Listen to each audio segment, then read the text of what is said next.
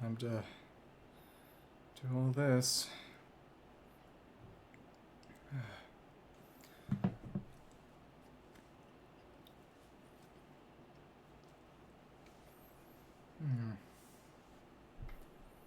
Okay.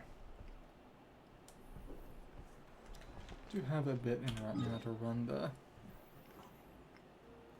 ley lines if needed. Let me see. Thank you. Okay. Mini games are there, but let's start with dailies. Okay, how far are they? It's not gonna go far. Hello. Hi. Dailies first.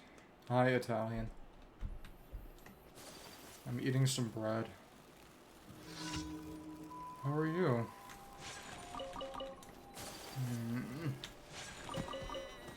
There you go.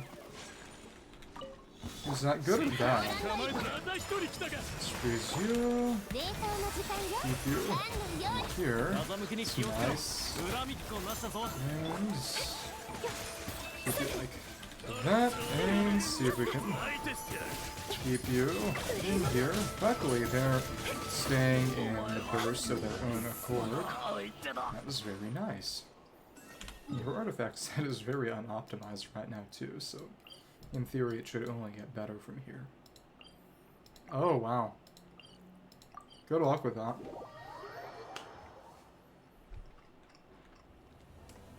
Is your deck good?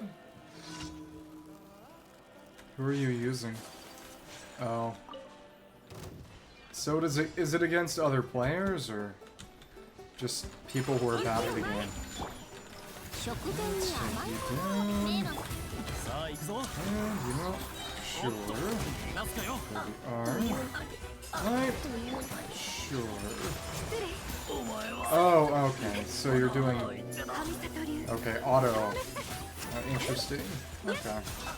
If you say so. Gameplay is fun, but it's imperfect. Okay. Come on. You're frozen. Get all you here. And see what we can do with what Ike's got available. Come on. I'm just gonna keep you in place. Yeah, good enough. Oh, okay, so you just slow him down. That makes sense. I didn't know they would have auto battle, but it makes sense. Kind of like the auto mode in this one. Oh, interesting. Yeah, dog deck. Suitable. Let's do like this. And, oh, nothing got hit. Okay. What are you gonna do? Here we are. And try to get a bunch of freezes. Cool. No burst needed. There we go. Fine. It does feel kind of outdated, the fact that Kokomi's jellyfish is completely stationary. Very interesting in contrast to how things run these days, you know. You had to choose between either Xingqiao or her. Choose between having mobile but activated by normals, though to be fair, there weren't really teams like you have nowadays that don't have the ability to use normals to battery. Really, thinking about it, it's just Mizuki who wouldn't be able to make Xingqiao or Yelon work. But, let's see. It's going to be interesting to see 5.8 Node Cry, Electro Charge Woman, arguably make Aoife better than Mizuki in certain contexts? Maybe. Just because Aoife's got his own Electro Charge bonus that Mizuki does not. I don't know. Imagine at high cons she'd probably be better, especially if you're already going to be using, say, her or Fiorina and then an Animo Flex. So either Aoife or maybe a high constellation Mizuki. I don't know. The quality of life from... Though to be fair, when Anniversary comes around, I should be getting Mizuki's C1 if I don't get it already from losing 50/50s. So she's the only standard character whose C1 I don't have, because last year didn't have Dia as a C1, so I picked it. So it's going to be interesting to see how that happens. Oh well. So the big thing that Mizuki's C1 does is it makes her healing and... No, actually, that's not true. It's the C4 that guarantees the healing and damage, so yeah, especially with Furina, you're losing out on damage in exchange for getting any healing.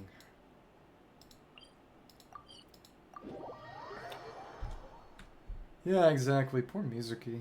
Even Aoife arguably is having more of a niche than her, I suppose. It was really funny when her Abyss was around, and it was so much easier just because they had to make a relatively easy Abyss to shield her. Okay, let's run a few ley lines and then get back to the minigame event. I wonder if I want to sort of sandbag in the first round on purpose so I can show off what the... Oh, what the Saurian gameplay is like from the Saurian side. So the entire idea is the player in last gets to turn into a Saurian and get all strong like. I don't know. Let's do it like this. Ooh, you moved over here.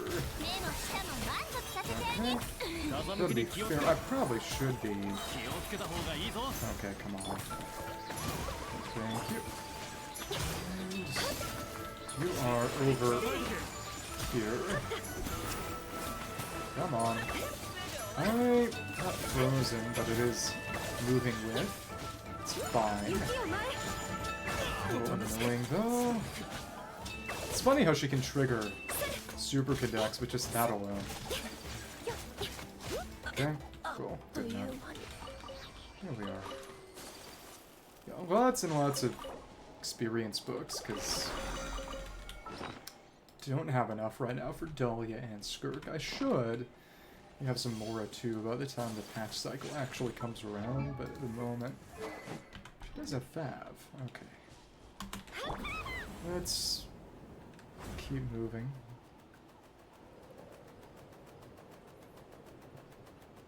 It is still interesting that Kinich is the only character, period, with the ability to interact with grapple hooks. Again, I'm surprised that Malvika kind of got everything. She didn't get Tatakasaur stuff, but she got a little bit of every other tribe's abilities except for Signs of the Canopy, which is, again, the one she's actually wrong. That is very funny. Okay, cool. There we go. Okay, cool. And just like this. Let's see if we can catch both of them. I know. Okay. Alright. That was unpleasant. Thought I'd be able to get it stuck on both of them, and the answer is no. So that worked. It's very, very funny playing a character as old and clunky as her. It's just all the quality of life that is gradually seeped into character kits. And yeah, Skirk doesn't even deal that much more damage than her. It's just... I mean, she does. It's just not a huge amount. The main thing is that it's not dependent on a burst that takes a bunch of time to deal all of its damage. If the enemy moves at all, is unfreezable, it teleports away, and boom, you've lost everything. It's amusing. And just like this. Let's see. And just like that. Interesting. Take you down. Yeah, at least the other Fatui are not too much of a deal. Appreciate it. There you go. What about yourself? What if you woke yourself up? Would that be a problem? Okay. Going over here, and then I think it moves somewhere else after that? I don't know. Yeah. Interesting. Okay. Enjoy your Italian sleep. Something like that. So we can break. No, I did not mean to do that. Happy to help. I thought I was just going to shoot the pot. Oh well. So they all gonna come over here? How far are they gonna go? Come on. Oh, okay. So what you're saying is, if you had a TV, you would just be watching Dancing with the Italian Stars or something instead of me? Okay, so I need to make sure you never have a TV. Okay. And... oh, I should have stuck to the canon one, because she wouldn't be evasive in the same way. Alright. Okay. Come on. There we go. Just like this. Rizu again. Cool. God. What? What do you mean? You're a free Italian. You can choose whatever to watch. Even if it's Dancing with the Italian Stars or whatever.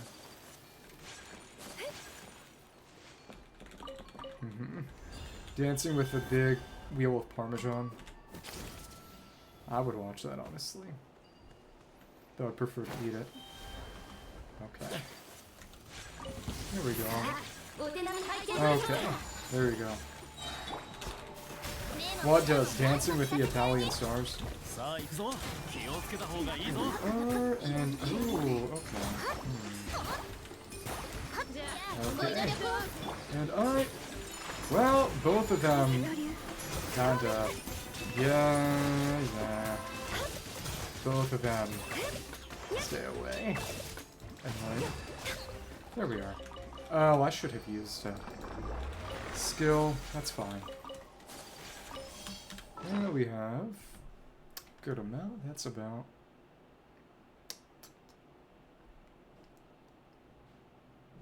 287...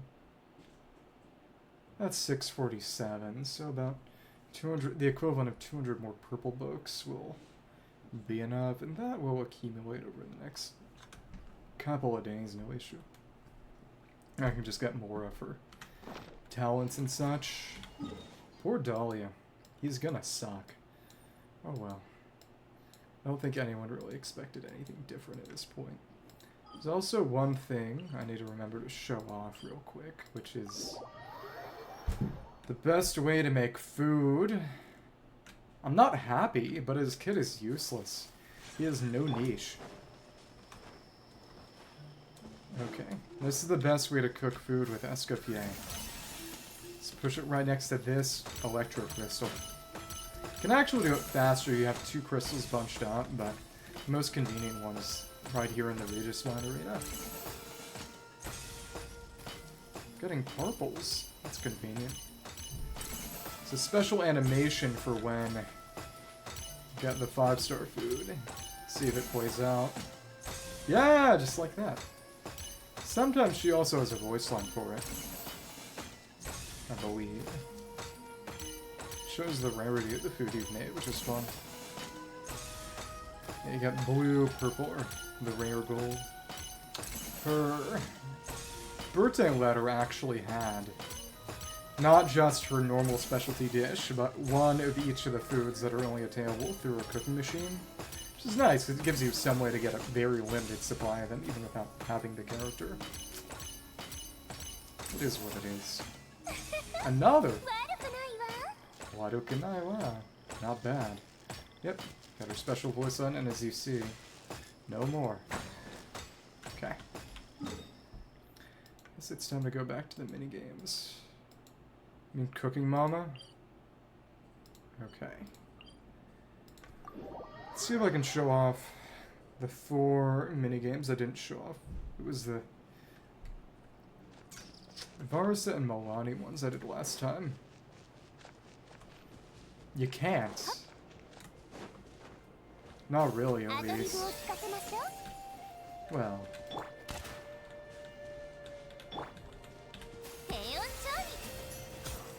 Okay, now I see. Either way, it's the big trees problem, not mine. I don't care. Okay. Let's do more of this. Okay. Oh boy. Oh boy. Co-op game is loading. Tra. Pick up your tra. Let's go back to the minigame. And this time it's gonna be... Oh, it's one we haven't done before. Ascension of the Brave. Oh, so this one is gonna be... Oh no, it's Kinich. Grappling hook. Underground to perform AoE attacks. Interesting. Related to stage. So let's see if we get to CL6. Because it's kind of... Do I sandbag in order to try to show off the Tepetlisaur gameplay, or do I just go for it? I don't know. Alright. Thank you. And here we are. Cool. It's one of them. Nice and high. Yeah, I don't see a reason to not actually just try to get lots of coins. Okay, and get the ones up here. Really the only ones left in any significant extent. Cool. It's time for the gold rush. Low-scoring challenge will indwell a Saurian. And obviously it's not me. Okay, ooh, cool. Nice, and 14 trial coins. Come on. Ooh, seems pretty slow. Still at most. That's nice. Let's see. And oh, what? No. Nope. Let's stay out of the way. I don't know how that didn't hit me, but I am not complaining. Stay away from me, you absolute mongrel! Bastard.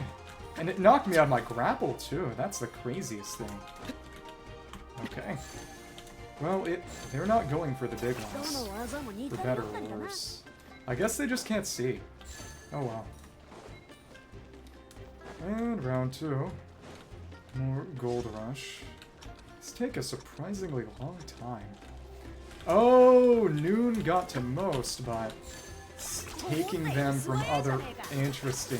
Okay. Well, what are you gonna do? Big ones. Ooh, alright. Come on. Oh, come on, you... I thought I'd be able to grab that from the ground. I guess not. Yeah, maybe I don't like the Spider-Man gameplay all that much. Yeah, okay. And I'm close, but it's gonna be Eika. Okay.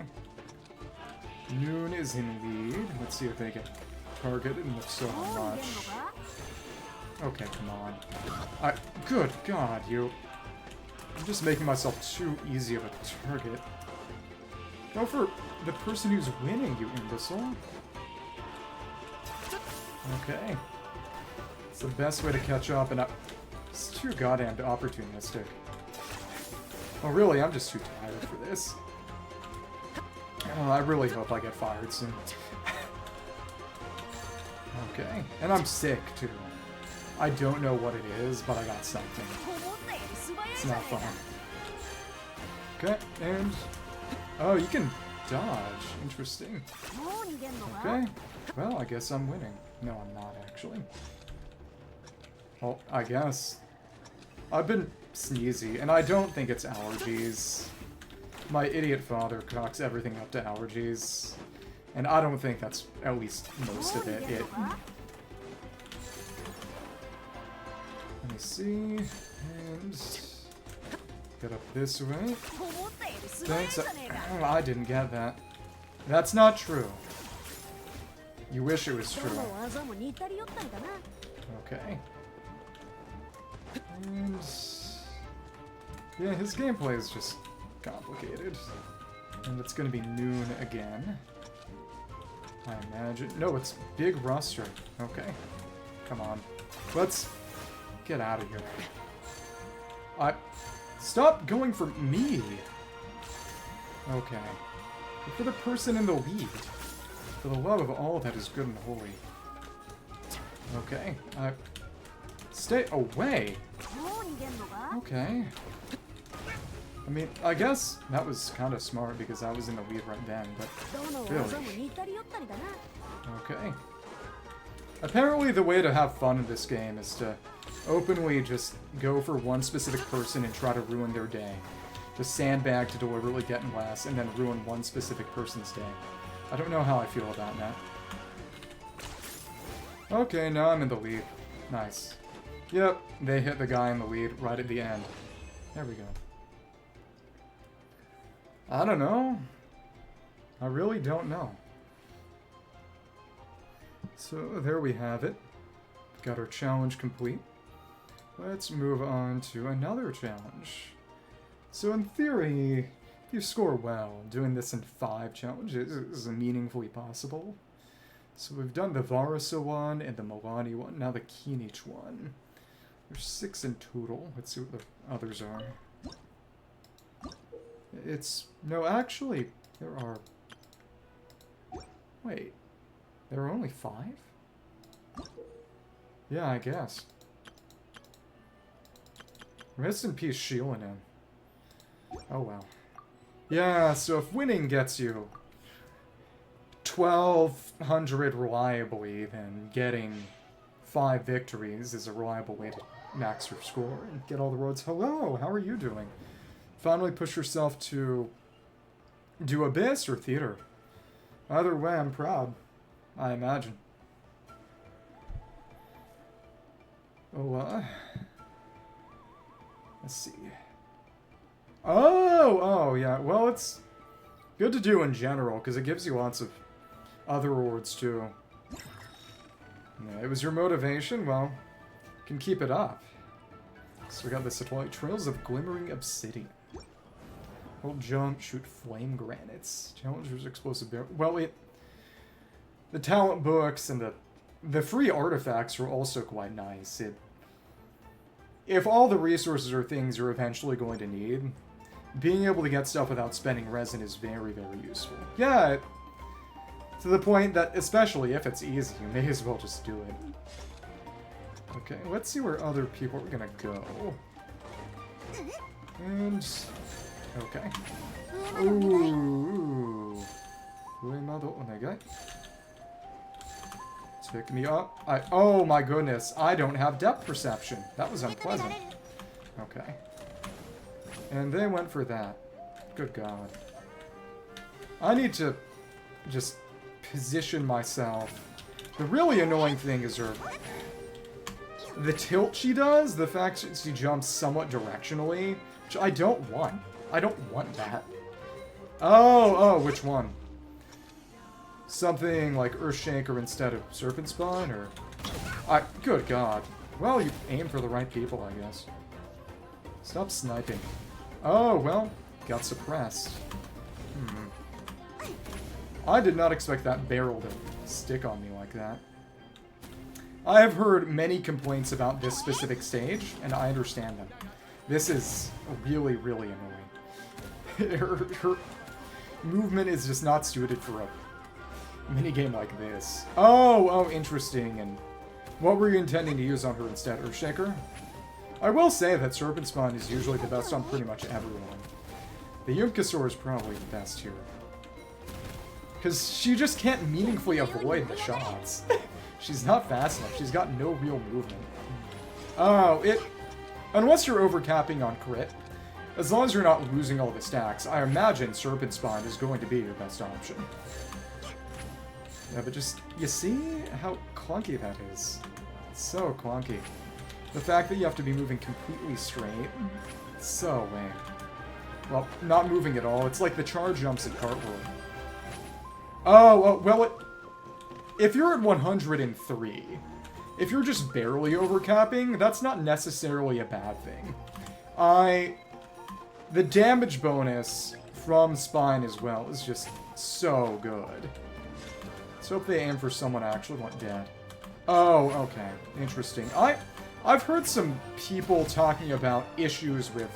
yeah, it's just, you can't dodge. I guess you can stay behind the pillars, but it's not reliable. Okay. I guess stay behind them so they can't see you, but... even the pillars of barrels behind them that they can aim at to hit you when you're behind them. Yeah, I heard that there were issues about Earthshaker not being activated by burning for whatever reason, but I think that was from Zajev, who is usually wrong, and also just really annoying. I used to watch his videos, but I heard that he was actually just a really unpleasant and inflammatory person, and had whoever does his editing just get rid of all of that in his uploaded VODs for the theory crafting. You know, occasionally, I only watch TGS and now for team crafting stuff, and even then not much, but it's just, you know, he's nice, pleasant, nice Italian accent, Italian other things, you know? Imagine he likes a good Parmesan. But, yeah, and most important, I have not heard anyone talking about him being toxic, so there you go. Oh, I guess maybe I'm gonna be the Yumkasaur this time. I think I'm actually just gonna let this one sit. Because if I sandbag and deliberately become the Yumk... Yep, exactly, I'm about to involve a Saurian. They're gonna know my wrath. Okay. Let's just shoot him. Okay. Cool. Yep, get suppressed, you absolute lunatic. Hi. Yep, cool. Thanks. Oh, you're trying to... Okay, cool. Let's just... Can only do so much. We just need to focus fire this person. How did they disappear? That's weird. Okay. Suppression. Suppression. Thanks. It's a cooldown. Oh, I think they changed their position a little. Okay. Cool. And where are you? Come on. Thank you. Just get suppressed, you absolute moron. And this is how you win. You just sandbag until you become a Yumkasaur. That's so silly. Goodbye. Goodbye. That's so dumb.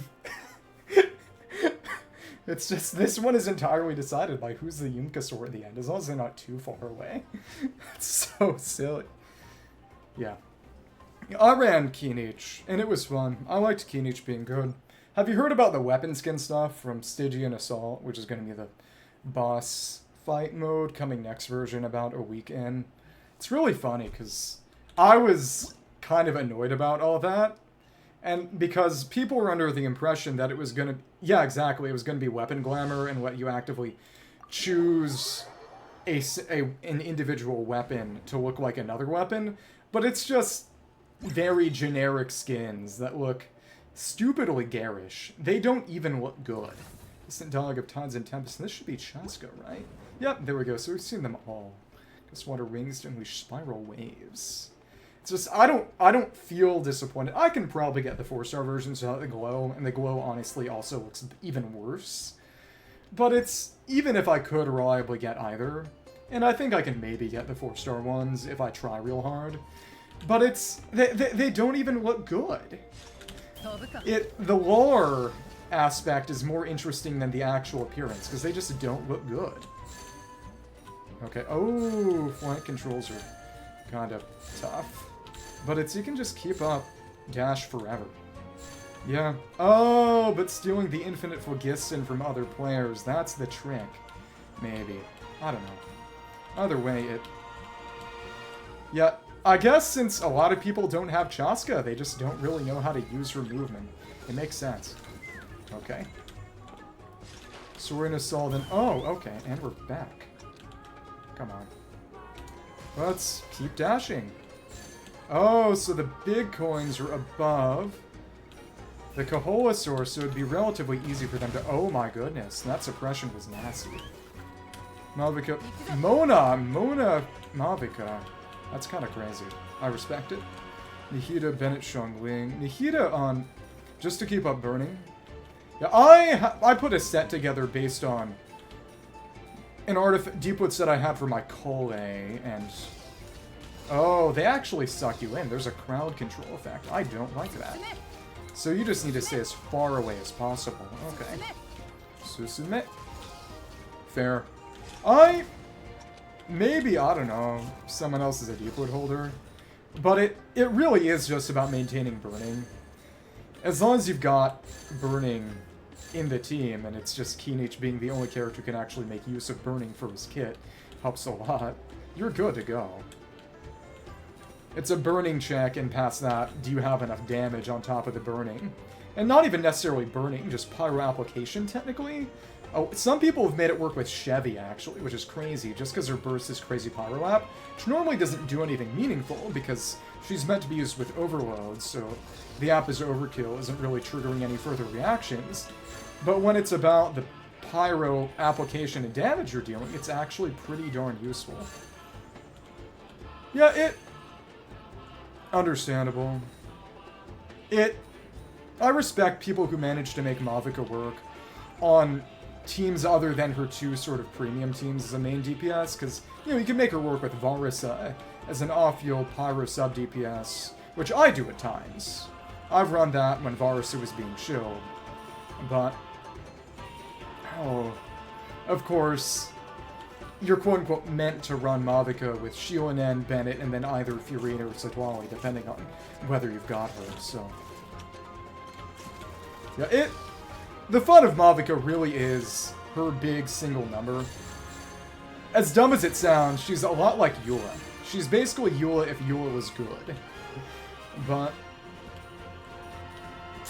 yeah, because with this, it's so hard to actually meaningfully get ahead in the Citlali one of other players. It really is just about who gets Yumkasaur last. But all the others, if you know how to use movement, you can get a pretty oppressive lead if you know what you're doing. Hello, how are you doing? Just doing the minigame event and making children cry. As I often do. Or at least mobile players. Feel bad. Kinda. Oh, nice. Having a nice day at Borneo McDonald's. Okay. What kind of food do they have at Borneo McDonald's? Yeah, there we go. And oh! It couldn't suck us in all the way because we were holding dash. So I guess yeah, not enough people of Chasca know about her dash, know about the infinite phlogiston nodes. I imagine for a lot of people this is quite literally the first time they're ever using Chasca. There we go. And stay out of the way. Oh, well, we got suppressed. It doesn't really matter. We still have nearly doubled everyone else. Yeah, there we go. Oh, right, because that would be in only a couple hours at most. Yeah.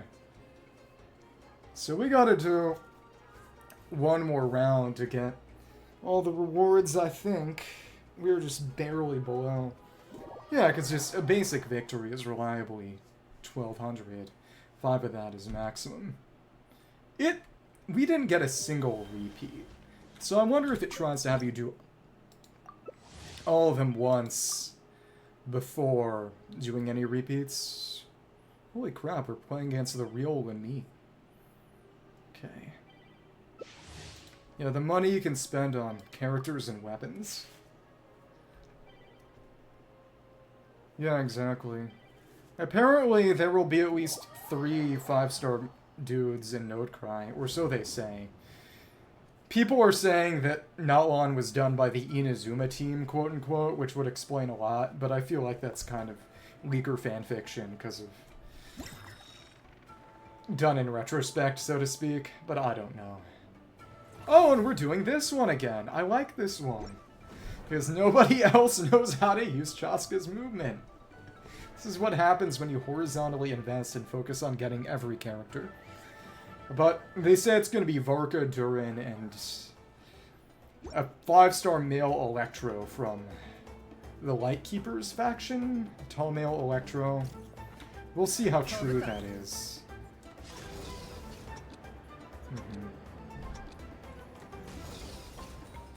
Well, you know, oh, we got Ether.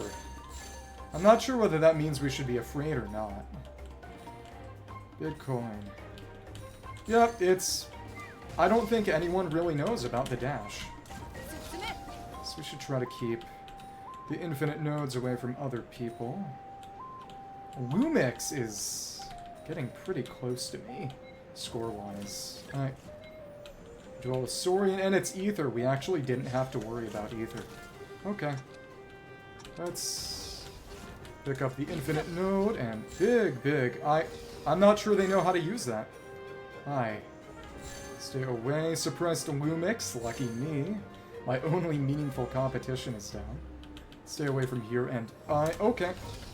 Yeah, we need to stay as far away from your water spouts as possible. Makes sense.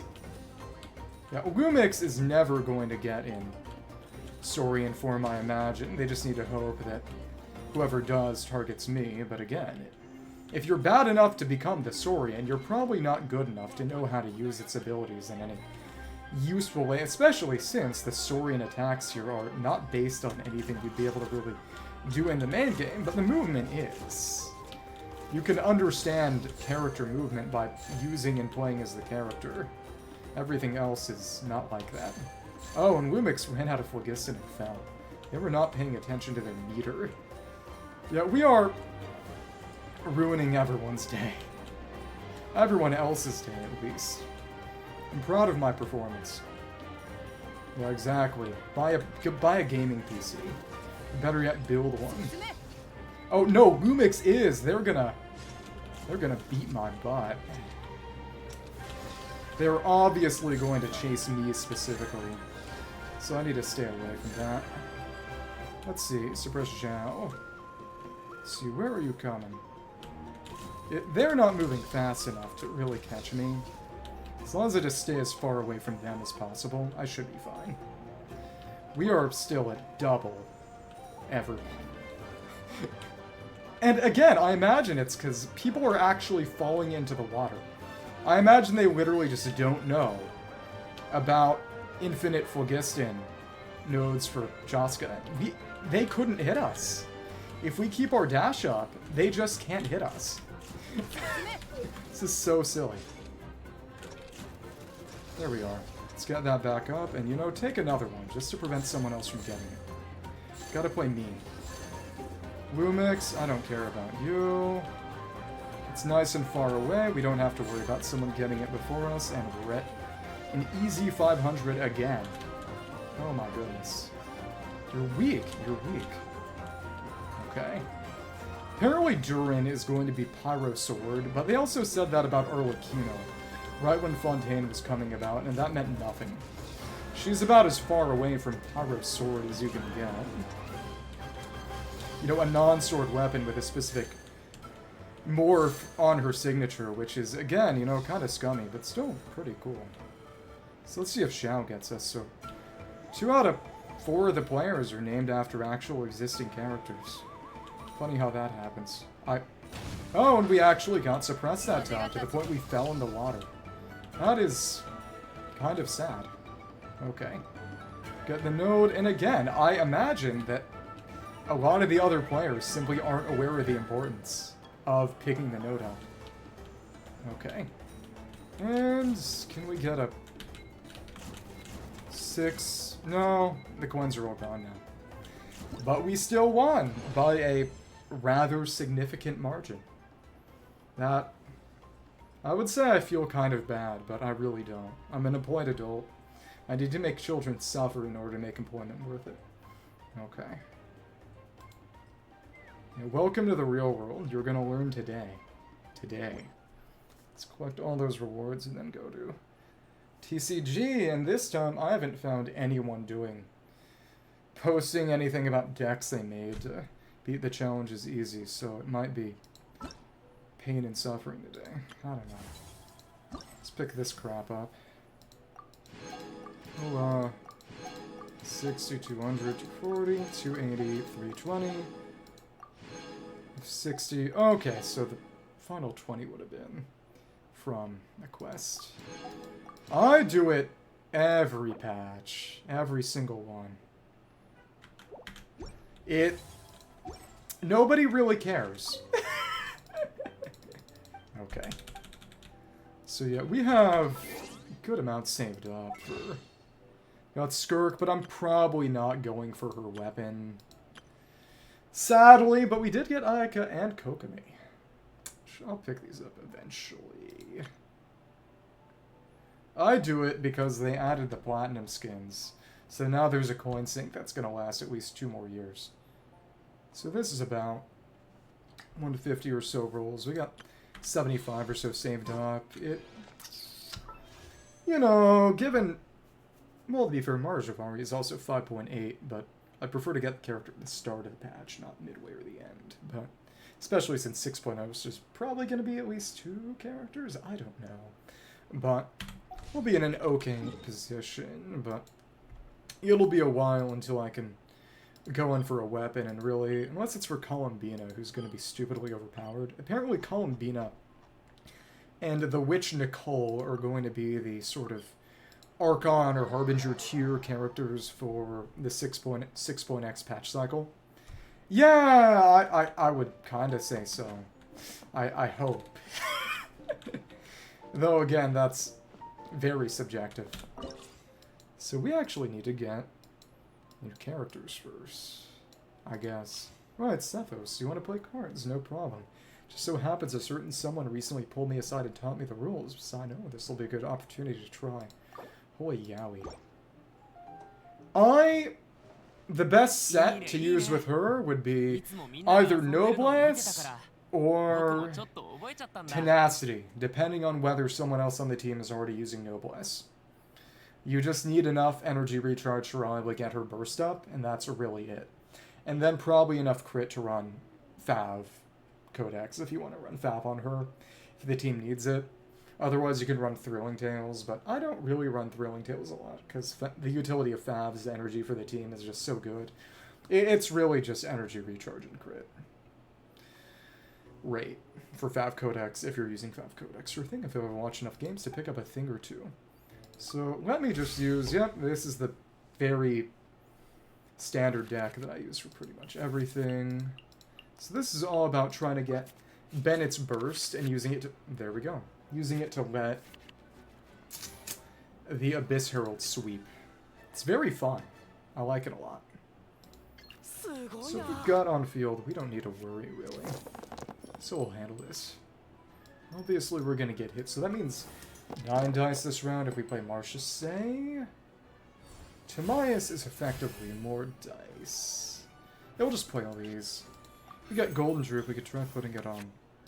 No, it's worse than Troop, but it's free, which is good. Can put this on Bennett for free. Very, very nice. Fair. Random level. Now, what would that be? Okay, let's hit you normally and then put Storm Terror on field. Or we could if we really felt like it, actually. I don't know. Oh, Hakushin. Yeah, that's actually pretty good if you're using her with Electro characters. That said, the thing about Mona's Omen is that you really want to use it with... Oh, we're not getting that, are we? Eh, whatever. We'll live. Let's run things next round. Suboptimal, but I'm not worried. The thing about Mona's Omen is that it disappears pretty quickly, but you can extend it if the enemy is frozen. So that's what part of why she's so good on Morgana. But Hakushin's good with Electro, as I imagine you know. On Electro Charge teams for characters like Sucrose or Kokami or Heizo, it's oftentimes a 4-star best in slot, at least high refines, because of the boost it does to the other characters' damage on the team. But these are all things to think about in the future. I don't imagine they'll be all that important immediately. Okay. Let's put this on you, and then what else do we want to run? Put down you, but I'm getting one of these. Yeah. You know, maybe reconsider them. Okay. Okay. Let's actually... No well, we're not gonna get that, but that lets us deal some damage. What I really want to do is let Lyman get something. Let's think carefully. To do a bit of disruption. This deck is something I stole from someone. A lot of its cards, like the Yumkasaur, are built around disrupting other actual players. It's built for actual play, but... Oh, well, that's not happening, I guess. Oops. Okay. Oops. Okay. Let's stay on field. This may be unwise. I'm gonna switch to Winnie or Sethos or... Understandable. Valve weapons are stupidly good. It's actually crazy. Oh no. Oh no. He's just gonna kill Bennett, isn't he? Oh my lord. Oh lord. Don't like that. I really don't like that. No, he can't... Wait, no. He can't actually hit me. That's right. Talent card or an E-skill. Yeah, we should be fine, I think. I hope. Yeah, exactly. He switched. Doesn't do much. Oh, that's right. Sethos is the only character with 4 energy pips. Forgot about that. Okay. So weird. It's interesting, though. Damage, unaligned element cost. Yeah, the fact that he's so hard to build energy for is... So hard to get his burst up is meant to compensate with strength, but, you know... Make your own judgment to whether that actually applies. Electro application, reactions, gains energy. Let's could use that to trigger an overload or something. Let's use this as you see. From this we get talent card off easier. Let's put this down just in case. Also to clear dex size up.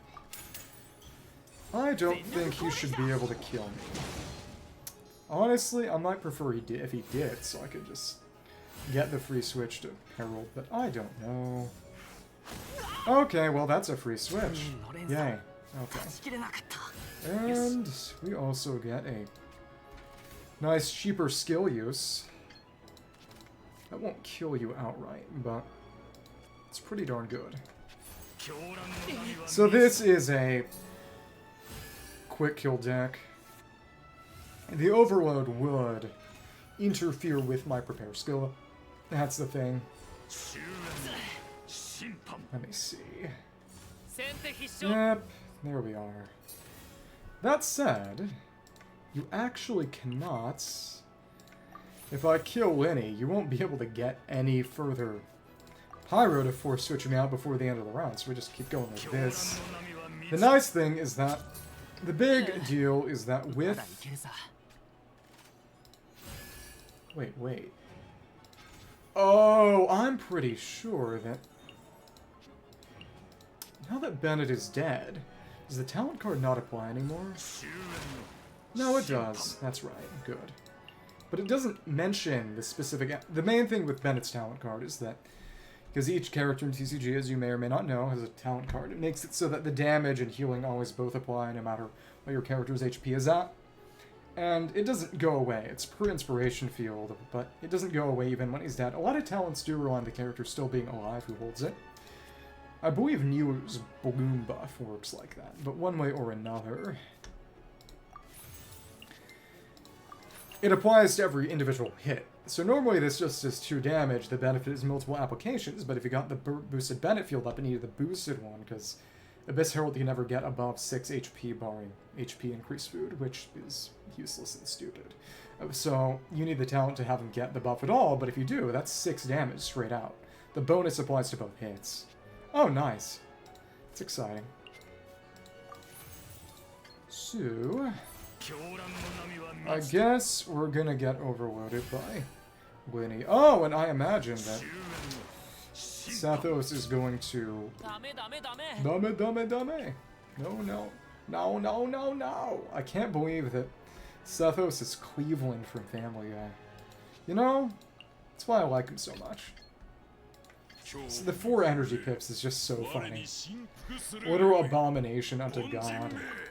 Okay. So you're gonna zap me at the start of the next round. That's okay. Apparently one of the best decks right now is actually a Chlorind one. This deck is good, but it's not meta, but that also means it's probably not gonna get nerfed anytime soon. It's very, very, very pleasantly reliable. So, go ahead. Raiden. Yep, everything is about making his verse easier to pull off. My turn now. Big shot. Okay, cool. I guess I'm just going to kill you. Let's be mean. Let's use the burst. There's no real person to feel bad about getting styled on, so... No guilt. Oh, and it applied the debuff even after he died, and the entire team was gone. The best team right now is apparently... Kachina, Linny, and I think Navia? But I know Kachina's on it. Kachina's hilariously overpowered right now. This fried my brain and for nothing. Time to eat fried Sethos brain. Pew pew. Okay. I like how he does the squat when he goes for... Oh, wait. Why do you have Mapamare? Oh, that's because Baiju got Proto Amber when I was running the challenge event. That's right. Okay, let's use that same team to make Xilonen cry. Sure thing. I was just planning on taking a rest. Aoife! No, it's because he's a healer. But his healing is based on off of EM, and not all that good. So unless you're at C6, because his healing is based on the shots that hit. So you get a 50% chance of initial shot hitting, which also heals. So it's basically 50% healing increase there, which is crazy. But before that, he can't really reliably keep up with Furina's drain, especially if you're taking any actual damage with his healing. So since he is meant to work with Auron, and he and Auron are all about Electro Charge, to be fair, you can also run Xingqiao or Yuan with him. I've run Xingqiao with him, because unlike Mizuki, he actually uses normal inputs as part of his kit. Which means that unlike Mizuki, he can trigger Xingqiao or Yuan. Furina is just really good, so whenever you can use Furina, you usually want to. Especially since you actually don't need all that much Hydro Ab on an Electro Charge team, because Taser team. Because the way Aura works with Electro Charged, but... Again, it's going to be interesting, because apparently 5.8's character was going to be a Node Cry preview. Yeah, oh, nice. Now, I ran it a little. Patch She came out for that Abyss. But now that I have Kokomi, I kind of want to try it again. So when I ran that team, all I could think of was dang, I really wish I was running Kokomi instead of Furina, because Mizuki's healing is not reliable. Oh, I didn't know your hand got broken. I'm glad it isn't broken anymore. You want to play? Sure, bring out the cards I put a few rounds with the people in my tribe before. Yeah, because you don't need to do any inputs. It's the evolution of Ayato. But as I was saying, apparently 5.8 is going to be basically a kind of quasi-Electro Charge Nilu character without the hard elemental requirement as a Node Cry preview character. It's interesting. Apparently she's going to turn Electro Charge into a sort of electro damage dealing Thundercloud, which reminds me a lot of some Imaginary Theater buffs. But all I can really think of is her, Furina, Aoife, and Auron, or maybe Mizuki and Auron meta. But you know, I have to play to my strengths, so I think I'd probably be running her with Aoife and Auron. Oh, and we got the talent card we wanted. I've said it before, you know. I try to get everyone. 3 pyro damage. Oh, she's got her source samplers. Interesting. I'm a collector. Extra 2 Night Soul points. Source samples. Interesting. An extra. Geo. Let me see. It is interesting that her burst still works with a full Geo team. Well, her shred still works with a full Geo team, which it doesn't at C0 in the actual game, though of course they can't make you roll for cons in the TCG. Yeah, especially with modes like Theater, I do very much enjoy being a collector as compared to targeting characters specifically. It's how I like to do things. Let me see. Libet is not coming out. I don't know, though. How do I want to run this? Part of me kind of feels like putting this down, putting Libet down, and maybe just letting the Yumkasaur eat something from their deck for pure disruption. There are no artifacts to use with this. I don't have any weapons on this team. It's just some artifacts, none of which we got. Much to consider. Gotta make sure we've got enough. Yeah, this should be good for what we want to do. Oh, that's right. We still have Sea Dispensary up. That's right. So we can get this off for free. Cool. Play one of these. Equip that on you and just smack him. Cool. And then we'll get Libet and then go ham with boosted Bennett Burst. See ya. Oh, we got a Coco card. I love this.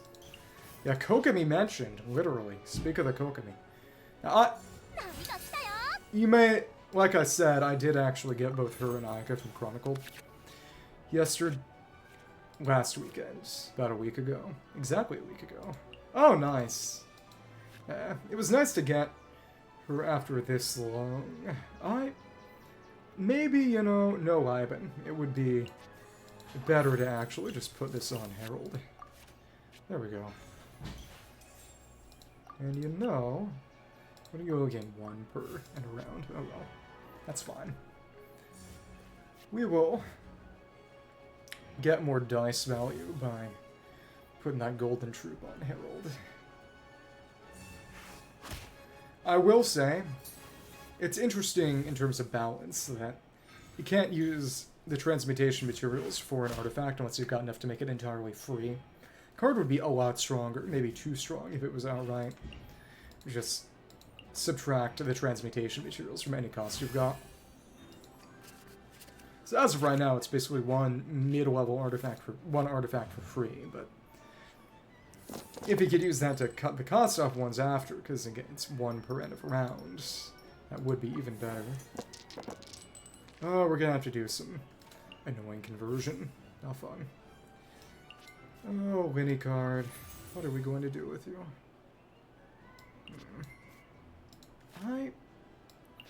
We don't need to put that on Ozda this late in the game, I hope. Let's put that down. There we are. Okay. We do want to switch out of Herald. Luckily that'll be free. We get 2 free switches around from Wine Donnery. Okay. Let us get to myrtleizing. Ouch. Okay. And you're gonna heal yourself. Geo. Right. Right, the card draw. It's interesting how they made card draw a bigger part of characters' kits in this. In later, not really seasons, but later instances of TCG. Oh yeah, then that is way overcapped. It's way overcapped then. Okay. So now I wonder, are you gonna just... No, you're really trying to keep my buy target, but of course, Abyss Herald can always take at least 2 hits because of its revive, so I'm not really worried. No, we want to stick with Golden Troop. Gambler is fun, but not all that great. I don't know. Maybe I should have stuck with it. I probably should have actually stuck with that. Okay. But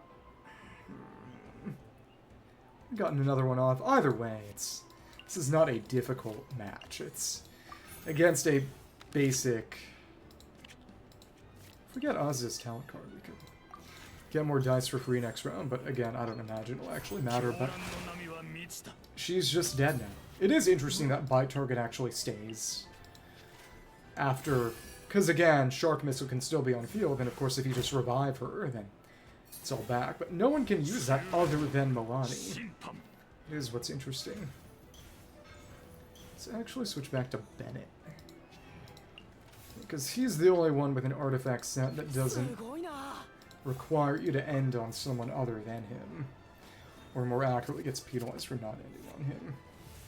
The Sani and Luca. Let's do this.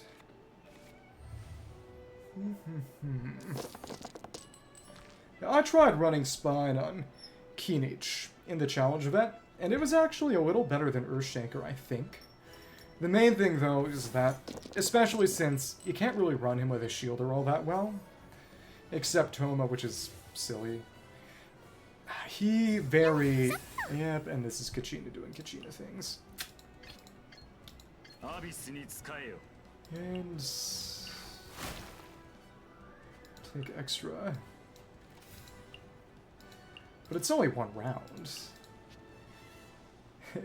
The sample lasts so little time, it's not really worth it, I imagine. But... I wonder if she'll kill me. I bet she could. Which would just make me deal more damage, so... I don't really care. Yeah, go ahead, kill me. Kill me. Oh no. Okay. I'm gonna win either way. Okay. But... the burning ticks will deal damage and break your spine stacks if you get too close to the enemy. Even if you've got Emily say to reduce the damage, because it's not reducing it to nothing.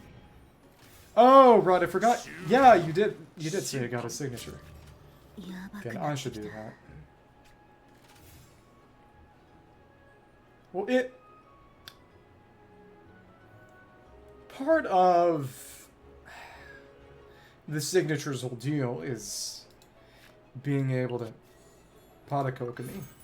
Kokomi of Greed. Being able to use the benefit of the crit rate on the weapon. And a lot of it is just... if you're running Kinich with Bennett, which you usually want to do, the extra attack from Earthshanker's substats gets devalued very quickly. If you're not running with Bennett, I can see it in his signature, especially with Editor 5 being a pretty close competition, but without that, not really.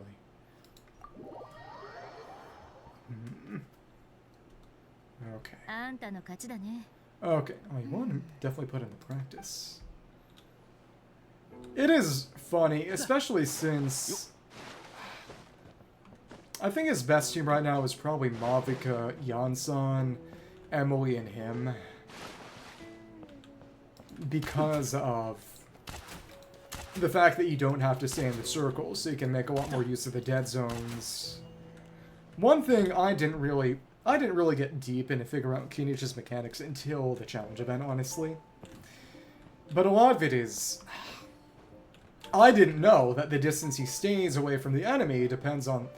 It's basically a set distance when he starts the lock, unless the enemy teleports away or moves away really quickly. Something like a Tenebrous Mimesis can change your lock distance that way, but... Yeah, it's rough. I do feel like using Yansan with him now, maybe, but the fact that my Yansan is only at C0 makes it rough when against C6 Benny. Let me... guess we can put some teams together for this. Let me see if anyone has put together anything interesting on the internet. Elemental reactions. Cryo-related reactions. Yeah, I do enjoy his gameplay. I like how unique it is. For all of Natlan's flaws, in terms of the uniqueness of character gameplay, even Mavica. Well, I will say I honestly enjoy Mavica's the least, because of how tight and specific her rotations are. It can often be very not fun to play. But everyone else, even with their clunk, and to be fair, for characters like Milani, the clunk is definitely intended as part of their balancing. But they're all very, very unique. Their playstyles, and the team comps especially, because Mavica was her first real forward melt, Kinich first real burning focused character, Milani first forward vape, Chasca is still incredibly unique. Especially the DPSs, Mizuki being swirl focused, Varsa having the first real combo mechanic. Yeah. I really hope we get more characters with the sort of, at least, basic combo mechanics Varsa has. And of course not every character, because even as simple as it is, especially on a touchscreen, it's not the easiest thing to pull off, especially for people used to, you know, hold the left click. Yeah, I will appreciate quality of life on characters like Nuve, but let me see something. 5.6. Forge Realms. Temper. Let me see. How are you doing this with 6,000? Got a guide from someone who... Okay, they are not actually... No, they are Japanese. Okay. Interesting. Oh, I'm stealing their deck. Okay. So what kind of deck did they use? They used... Let me see. Action card unneeded. Wow. Check this deck. This was...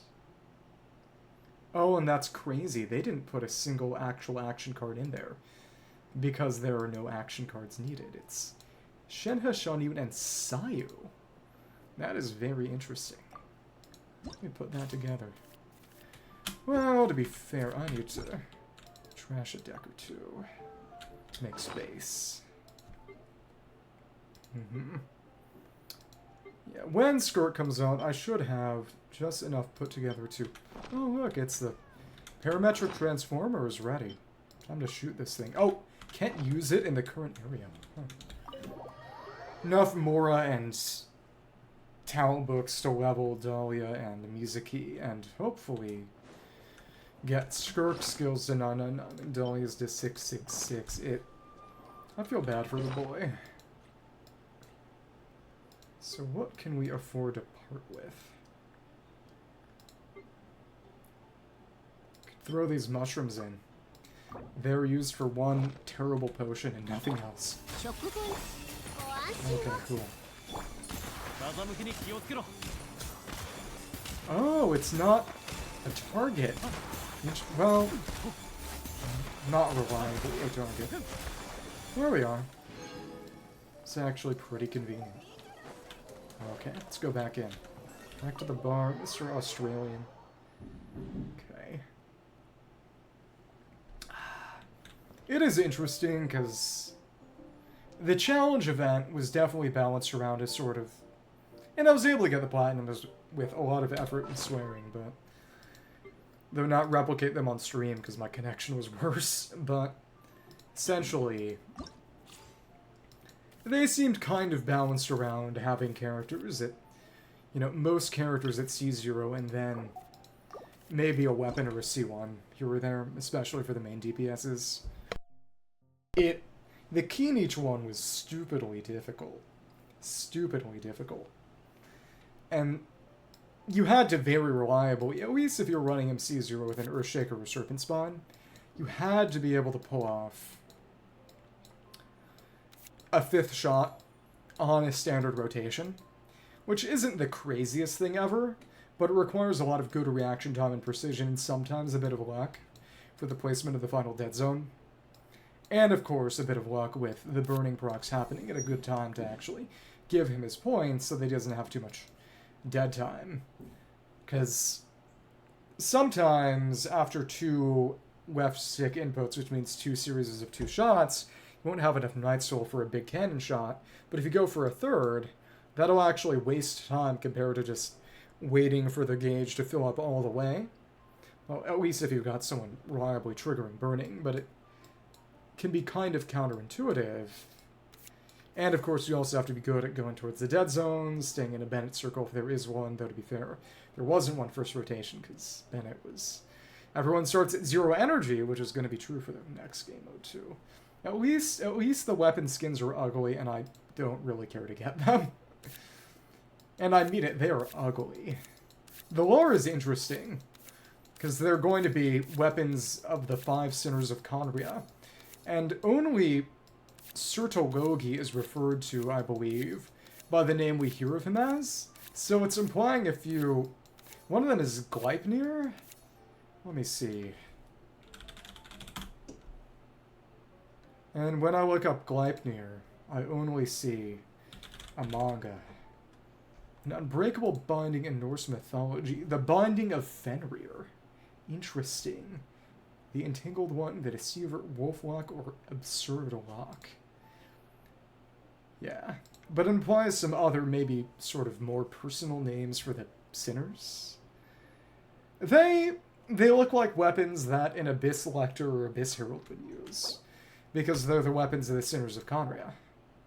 Which is interesting, but it also means they don't really look good on any characters. Or at least they don't look specifically good on any specific character. They all look kind of good on most characters. People were finding it pretty amusing that one of them is a Hydro Claymore for literally no one at the moment. Because it seems to be based off of set to your character's element, so you can't mix and match. Which weapon are you using? Stringless? Middernauts? Let me check. Polar Star? I believe Polar Star is actually technically your best. Maybe Aqua Simulacra? I don't know. So how do they run this one? But they expire after each patch. More like people wishing. The funny thing was when Ayato was a horse. That I will remember forever. Oh, so the trick is swirling. Okay. It's managing to swirl cryo between all the enemies to just constantly trigger cryo reactions. Oh, that makes a lot of sense. Okay.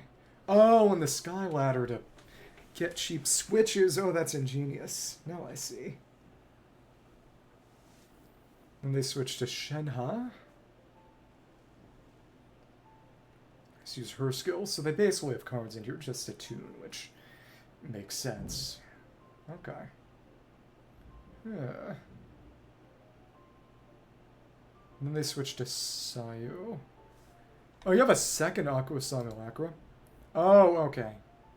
Yeah, but does she use her weapon all that much? Wouldn't really imagine.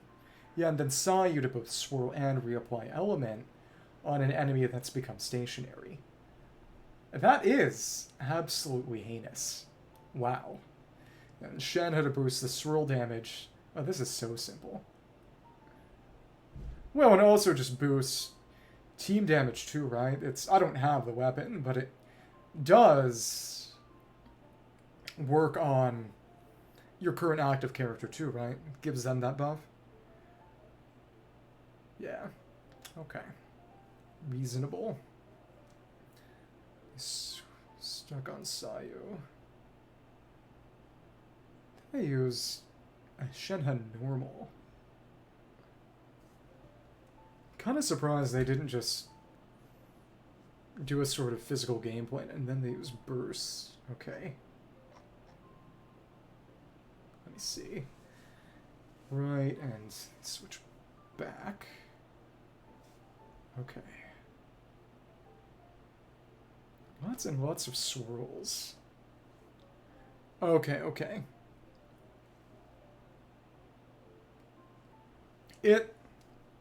I think, given that I will be getting every character soon, I think the next long-term goal for me is probably trying to get every character's weapon at a basic level, maybe.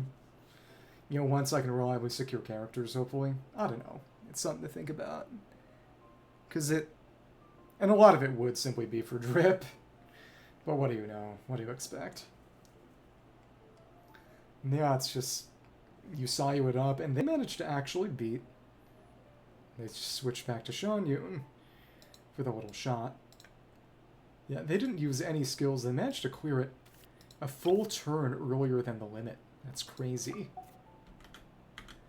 Well, because it's meant to be, and it was based on her weapon from the Honkai collab, meant to be for an on-field DPS official, especially since her C1 shots are, for whatever reason, physical damage.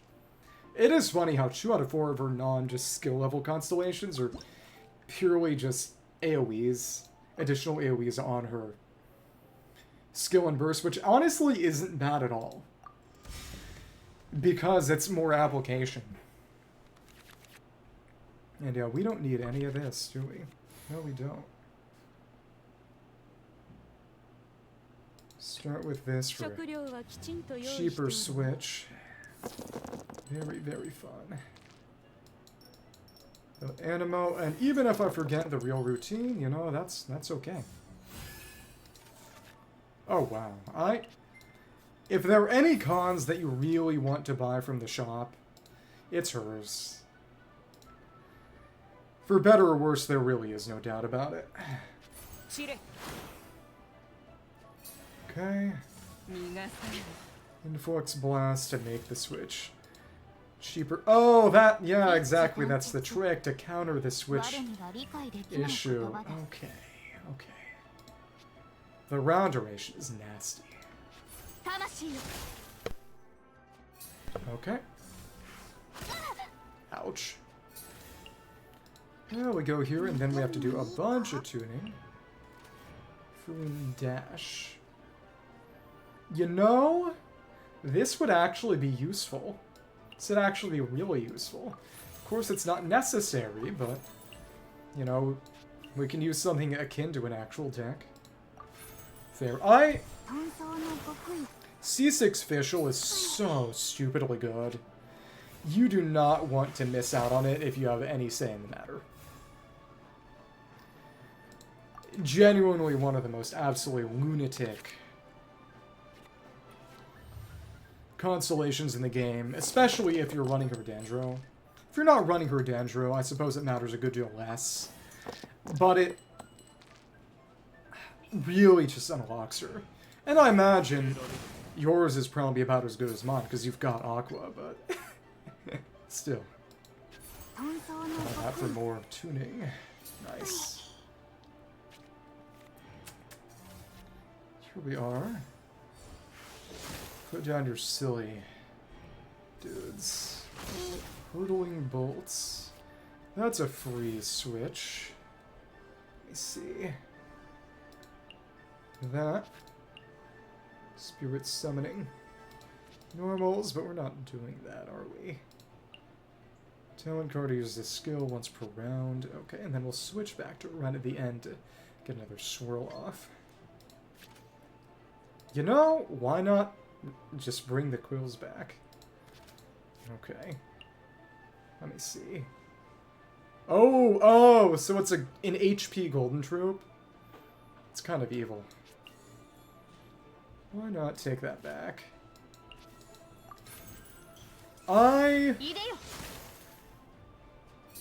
The artifact reroll trinket coming in the next mode might actually be kind of useful for you.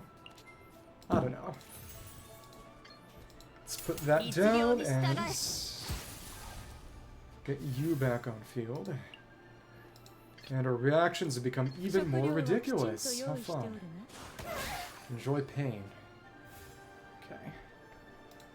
So now, more of that. I want another swirl. Barely 2k with Aqua. Oh goodness. Yeah, that might not be the best crit ratio. Maybe. So now, oh, but now we don't have to worry about Crushing Thunder. But oh, that's the trick. We don't have to worry about doing that since we're not really playing action cards. Okay, now I see. I believe they added that in this version. It was interesting. Check a few things. But I don't think I have the mage. That's right. Fair. I can't exactly blame you. Let me switch back to her. Let me see. So we've done slightly more damage. Only slightly more damage. Okay. Let me see. Now, just go for the skill, and then Sayu finishes them off. I understand. Makes sense. Let's do it. Enjoy death. Okay. I see. Quill. Yeah. This is 2. Once per round, fewer from normals. Not really a problem. All right. Okay. 1 cryo and physical, and what do you know? Since it's round 3, we don't have to worry about increased switching costs. Uji Dharma. And the windmill kick. That's okay. Guess we could finish things off with a Dharma just to be funny. I don't think I've actually seen that animation in TCG. No, that just kills. I guess we aren't seeing the Dharma. Oh well. Yeah, that was not difficult. Time to steal the second deck of the day. Okay. Let's delete that. Deletion. Now, second one is, believe, yep, second one is the Thunder Manifestation. Okay. So that's the one that's actually needed, the Yoimiya card. And basically nothing else. Okay, I see. Yeah. Yun Jin and 70 HP. Let's take a look at that. This does not matter. Discard. Okay. Tuning. Flying information. Extra damage. Card or less. Cannot do tuning. Okay, now I see. Spamming that prepare skill. Keeps that going. So another normal, and then getting cloud formation back up, and okay, cool. Let me end. What does Hu Tao even do?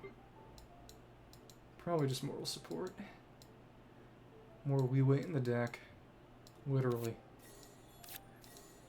Okay. Put in Yun Jin. And then the only card that actually matters is Yoimiya's skill. Okay. It's crazy how people manage to figure this out. It's a good thing, because I certainly do not have the time. Okay. Put this in. And there we go. And then they just let Yoimiya murder. Actually, they get more Yun Jin burst up. And then they switch. Interesting. Well, it depends. She was really good at the outset. They nerfed her hard by making her burst cost more. She's still good, but not crazy. Naganahara Meteor Swarm. Right. Okay. Oh, stacking shields with Yun Jin. Now I see. Okay. Well, Sano's still very, very nice because of his potential to snipe other characters turn 1. If you can manage to kill a character on the other side turn 1, you can shut down their entire game plan. It's absolutely ludicrous. But it's not necessarily absolute victory. Let me see. Pretty good game plan. I know Hu Tao is there as a good meat shield, I imagine. Okay. I understand. Wait. Oh, and then Yoimiya just dies, and Hu Tao is there just to be the anchor. Okay. Interesting. Yeah. It's not bad at all. So Hu Tao is there to be the anchor. I see. Okay. She actually is the anchor. And of course the fact that she goes basically to dead status. Okay. Then she can kill.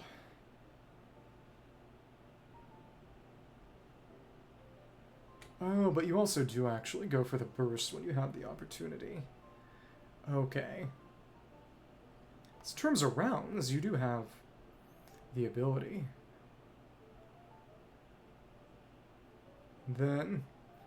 Oh, and that's stupidly precise. It gets finished off by Hu Tao's Blood Blossom. It's crazy. No more than... You know, it could be nice to maybe pick that... No, it shouldn't matter, though. I don't know. Either way, we need to make sure we get that card. Hard, no more than 4, 25 HP. Magu Kanki got nerfed to a hilarious degree right at the start. Pretty much right at the start. The big deal with it was... Settings. Oh, it's... Can't change visual settings from here. Okay. Oops. Yeah, the main thing is that I don't remember what Kanki, but Kanki at launch would deal 1 tick of damage when it put its summons down, and from literally the first patch after TCG launched onwards, they changed it so it stopped doing that basic damage, because that made it ridiculous. You could get the swirls going immediately, especially if an enemy stayed in. But now it's not terrible, but it's not good. It's definitely been outclassed. Easily. Okay. Let's do it again. Set. Okay.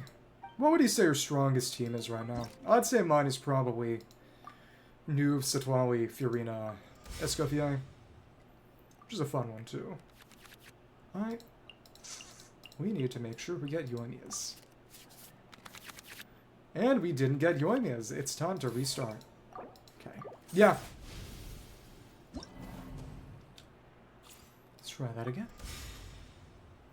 Especially since I do a lot of fighting local legends for fun just to kill time, and oh, we didn't get it that time either. Did I forget to put it in? I don't think. And the fact that a lot of them can be frozen makes a team that regularly puts out frozen quite nice. And oh, well, there you go. We got both of them. Fun. See how much tuning we need to do.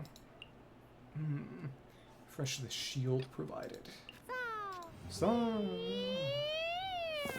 now, gotta do some tuning. Okay. Should be just enough, basically.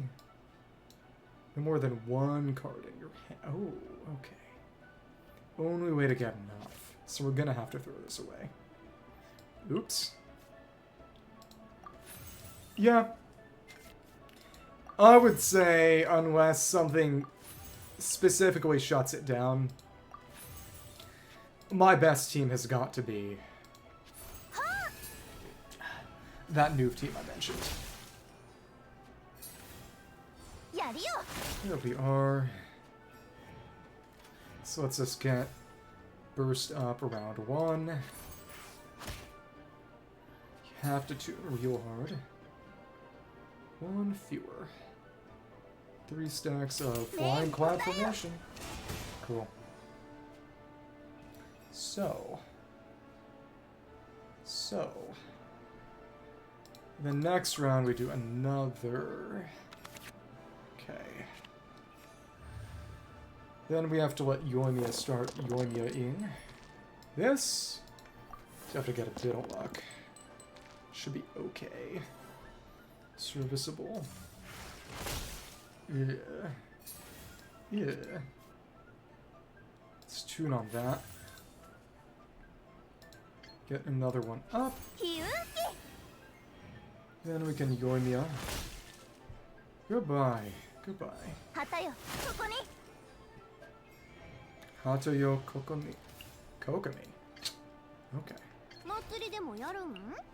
ULB initial. What additional? So lots of overloads. Now we got one in hand. Good stuff. Then I believe they stay in on her. Let me check. It's a good amount of damage because it's 2 overloads. It's as stupid as it sounds. Okay. Do they use that one die to switch back after the end of that round? Put that there. Another one in. With the dice, they switch to Yoimiya and use one normal.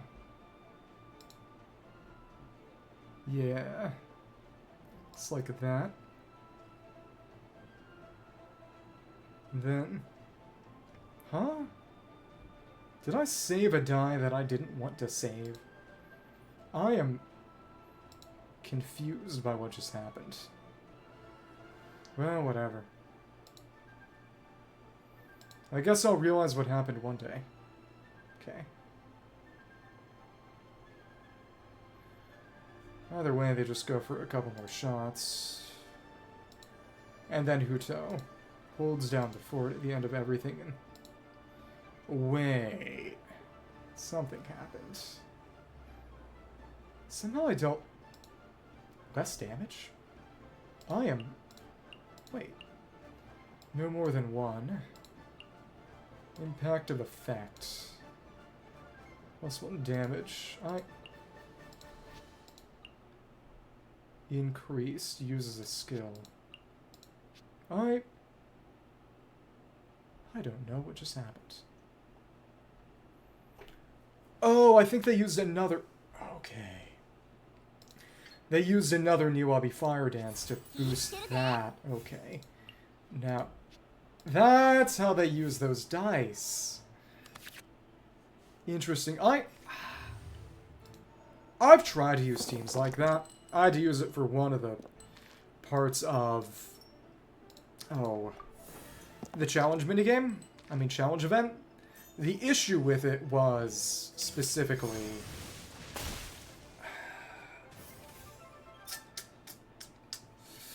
Oh. Let me check. That Burgeons don't trigger fast enough to get his full E-shots ready as quickly as... Yeah.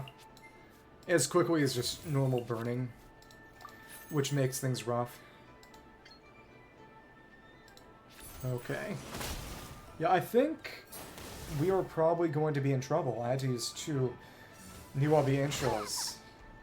It's part of the trick with Yoimiya then. Okay, now I understand. Kind of wish I didn't. Then... Yeah, well, let me review that footage.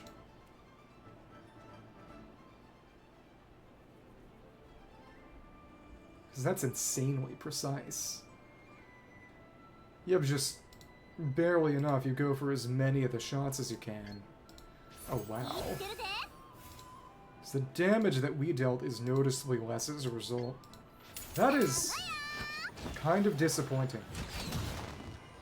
Yeah, I was paying attention to the actual attacks, but they're making use of this, her one die cost skills, to just blast the enemy. Wow. Oh, and we didn't get Hu Tao. Okay. So that's not happening. We needed slightly more damage. Slightly more damage, because it's comically precise. Okay, so no silliness. Okay. Yeah, I'll run Toma on Burgeon, but I do that with Baiju and Nihida and Xingqiao. And it works pretty darn well. Yeah, Ride a national or just national? Yeah, which nation? Let's try that again. Give me the Yoimiya card. Or don't. Oh, okay. Understandable. Well, of course you don't own her. You don't own people. I'm pretty sure, they don't really go into detail, but I'm pretty sure slavery is banned in all 7 nations. Haven't gone into that. Probably for the better. Okay. So let's do this again. We need to have at least dice to get rid of in tune. Well, let's see. Okay. Oh, Sucro, Xingqiu, Bennett, Shang. Okay. So who's the on-fielder? Xiongling with Infusion, or... Oh, do you not have Bennett C6 as a result? It's wild. And... +1 damage, so we got a tune. Thank you. Oh, okay. So, do you have Sucrose on field, or...? Let me see that. Now we have to go with a... Well, we gotta do a bunch of tuning first, so we can use our information. Yeah, this team is hilariously precise. When in 2022? Okay. Yeah, that'd be good in AoE, but in single target, you'd have to run into the issue of Sucrose, of course.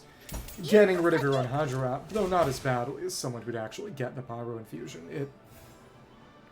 Once Dendro was out, it very plainly became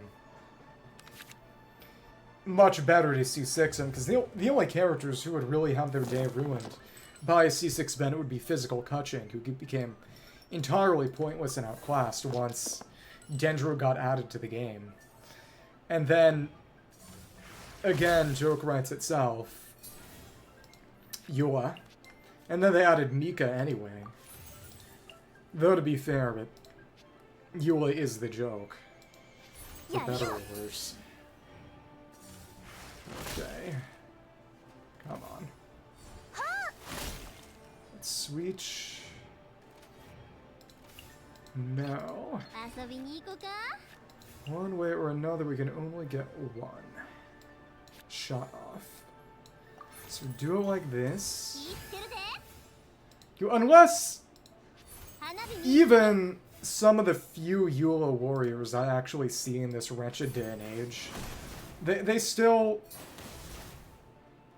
C6 their Bennett. Because the physical normals she's dealing are not a meaningful enough damage contribution that it's actually a day ruiner to C6 your Bennett, and it helps so many other characters with everything. Yeah, well, Mika is only better than C6 Bennett for Yua, or maybe, I guess, C5 Bennett for Yua in AoE situations and when he's at C6. So for a lot of people, it can feel like a pretty bad deal. But even still, it's just... What are you doing? Okay, that's 3 stacks. This is how we do it. Okay. Come on. We got to tune with both of these, and ooh, this is gonna get down to the wire. No, actually, just got to tune with both of these. Okay. 2 shots and then her burst. That'll get it going. Fun. We have maxed out her impactive effect that I didn't really pay attention to before. And now we use our burst. How lovely. Yep, and this will get us to literally exactly enough damage to let Hu Tao kill next round. It's so funny how precise this has to be. To be fair, we could see if we could get Secret Spirit Longsheng up. Let's see. As we have the Hu Tao talent card, could use it just for fun. As of right now, I believe the best Eula team is Mika, Raiden, Fiorina, and Yua. It's one I ran in theater, and it worked pretty darn well. But after all, I've got to use this anyway. No more than 6? Guess we have that. Paramita Papilio, Blood Blossom. And that is, of course, 1 pyro damage for an Overload. Yeah, Overload is good, but it does feel a little silly to use. Oh, so this counts as a skill for the purpose of triggering Aura's Blaze. That's so funny. Okay. Nice. Let's just tune both of these. We can get a couple more attacks off. We have 1 Paramita. 1 Flying Cloud Flag formation. Nice hits. Yep, and this will get us closer in range. Yep. It'll be 1 HP away from death, and then the Blood Blossom will kill. God love it. There we go. Maybe if we want to be funny, we could have gone for the Yun Jin talent card and gotten more damage or something, but that's also not really necessary. And you have to have no cards in your hand to make that work, I believe, which is also crazy.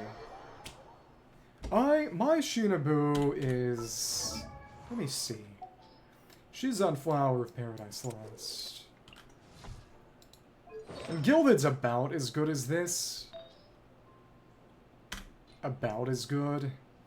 But of course, Gilded is also reliant on the other team comp. Which, to be fair, if you're running her on the right team, that's a flat 150. But I believe Flower of Paradise Lost is slightly better, but it has to ramp up because of this. And you have to be triggering them pretty reliably. Mine is at 891 at base. With Gilded, yeah, that could get 1041. The big thing is, of course, with the con, that's the same, but also on Flower of Paradise Lost. I don't blame you, unless... The reason I was able to do it is because I was farming for Wanderer, and hilariously enough, Sethos. Sethos is actually competitive. Wanderer's Troop is about as good on him as Desert Pavilion, and really I find it kind of distasteful to actually use Gladiators or Wanderers on a character, because he doesn't benefit from the animo at all. But though his burst shots deal charged attack damage, they count as normal attacks for the sake of things like normal attack speed and inputs. So the speed bonus, especially since he's a bow character who doesn't have to worry about hit lag, this is actually really good for him. Wanderer's Troop is not bad, and the EM buff that you get from it is good on him, but the main issue with Sethos' kit is how long it takes these shots to come back. Because it ruins the idea of using him as a quick swap character. If it didn't have the cooldown and it was just you get that EM boost when you have a fully charged shot with energy, then you'd be able to run him quick swap with Tinari, and that would probably be his best team. But as of right now, you want to run him as an on-fielder, which isn't terrible. And I played around with him a bit. Doesn't help that I have literally no constellations for him. Though apparently next patch is going to be a free Sethos con, which should be fun, but you know how it is. Oh. Wait, her?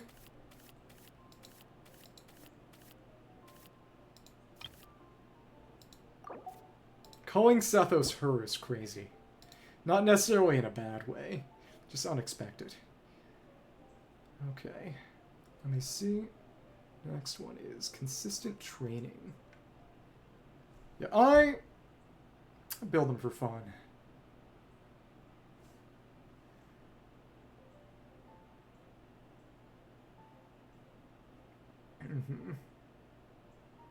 Yeah, Femboy Sethos is crazy. Don't tell the devs. Hu Tao, Zhongli, and Yun Jin. And then no... Interesting. None of that at all. Okay. Wander? Or...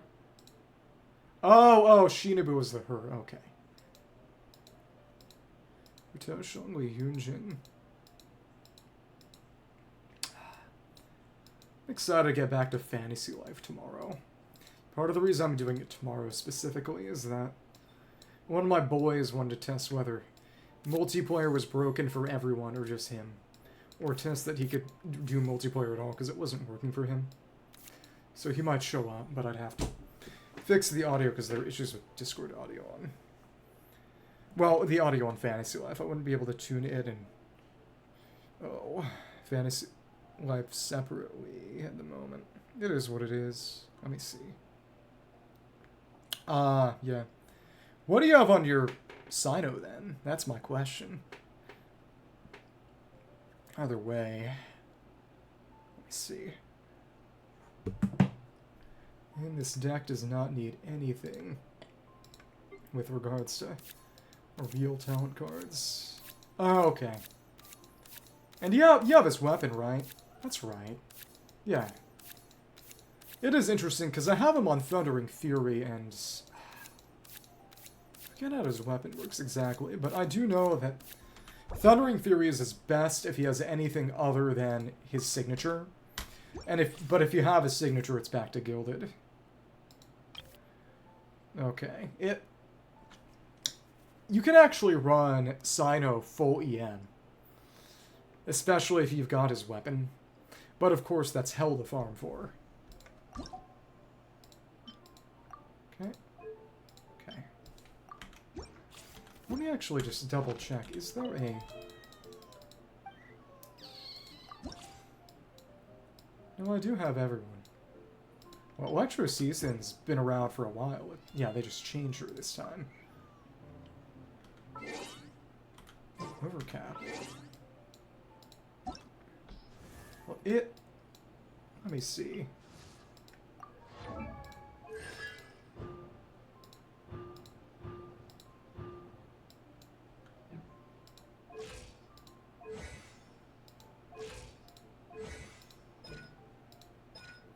Well, I do know that after a certain point, in terms of increasing the damage of Quicken, you do have diminishing returns. In terms of... Oh. The boosted damage for your aggravates. But beyond that... After a certain... You want a balance of crit. Because things like the Duststalker bolts from his special E... Those can crit, and you want them to be critting, but... EM is good enough that it, in a lot of cases, if you can manage, be at least as good as something like electro damage. Yeah. Oh, right, because of the EM boost. I forgot about the Nihita Teapot. Good for her. It's a normal hit, and... Really relying on the flying cloud formation. Interesting. And despite this being one that boosts summons, I believe they're not using any. Yeah, I understand you. Now I see. One collective of plenty. That's switching, right? Play Electro, I don't care. Opposing side triggers reaction, whatever. So they start with a Yun Jin. Okay. Go for Yun Jin skill, normal, and burst.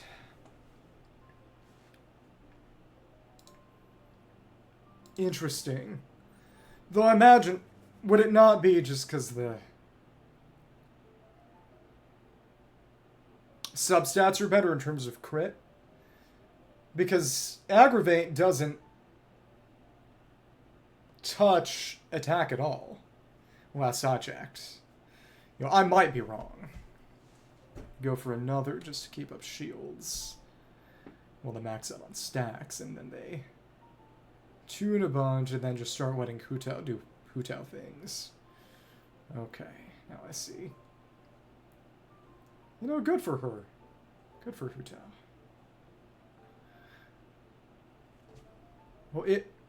Well, right, yeah, but it adds a flat damage bonus. that scales off of the damage that gets added to the attack scales off of either Dendro or Electro damage bonus, and then it can crit. And it also scales on EM. But the attack stat does not influence it at all, to my knowledge. The heal for a normal without tuning. Interesting. Wonder why. Right, Hu Tao burst to get her heal up. Very curious. Huh. Let me double check. Because I am almost certain that Aggravate gets no bonus from attack. I don't know. Who else is on that team? That might put the pieces together. Use Guide to Afterlife again. And just, you're not using Flying Cloud Formation.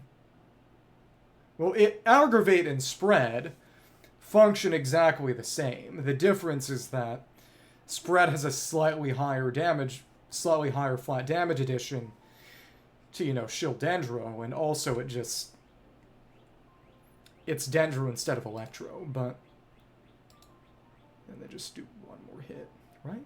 Let me see. No, because it goes into Core Crystal mode. Huh. So I'm going to do a lot of tuning. Oh, because they're deliberately trying to save for the final round. Okay. Then they use Zhongli's shield, probably to prevent getting one-tapped. Yep, so it goes right through the shield. Then they just hit with a final. Normal. Wait. Oh, and then then Zhongli's pillar gets the kill. That's hilarious. Okay. I want to make sure you have 2 Flying Cloud Flag Formation stacks. Actually, no, you don't need them.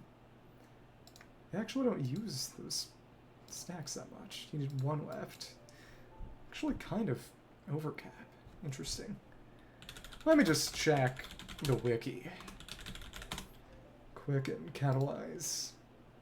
The catalyze family of reactions.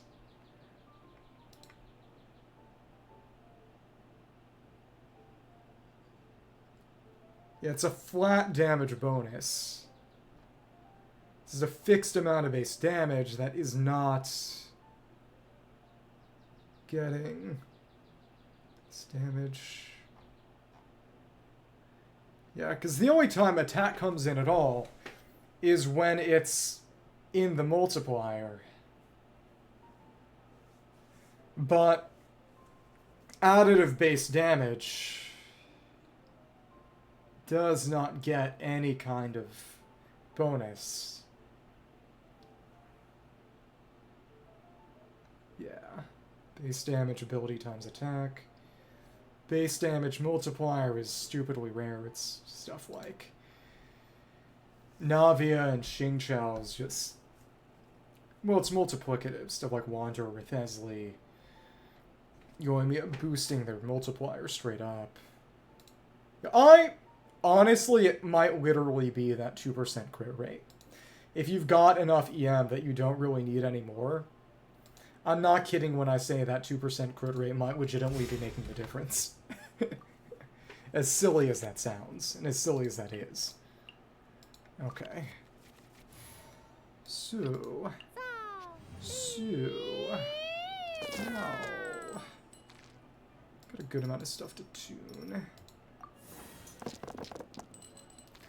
You know, I was gonna say that's terrible, but we're actually gonna be we need to do a lot of tuning. Okay. That said, depending on how much tuning we need to do later, that might be a problem. Okay. Switch to the Tao. What does this again? Prepare skills for healing. Right. 3.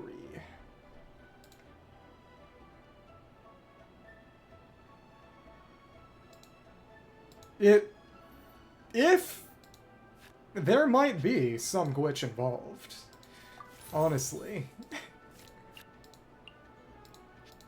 it may be worth looking into. If you run the calculation on your own and it just doesn't match up, there legitimately might be something going on. Okay. So I do want a decently consistent dice distribution. I do want a good amount of Geo and Pyro in next round. But we are going to have to do a lot of tuning. Come on. Let's tune once. Well, I imagine we wanted to keep 3 cards. Okay. Let's repair again. Thank you. Workouts. But that's that character. Don't have any preparers. Okay. Well, that's decent. About as much as we need. It's another pit, and then... Don't want to use too many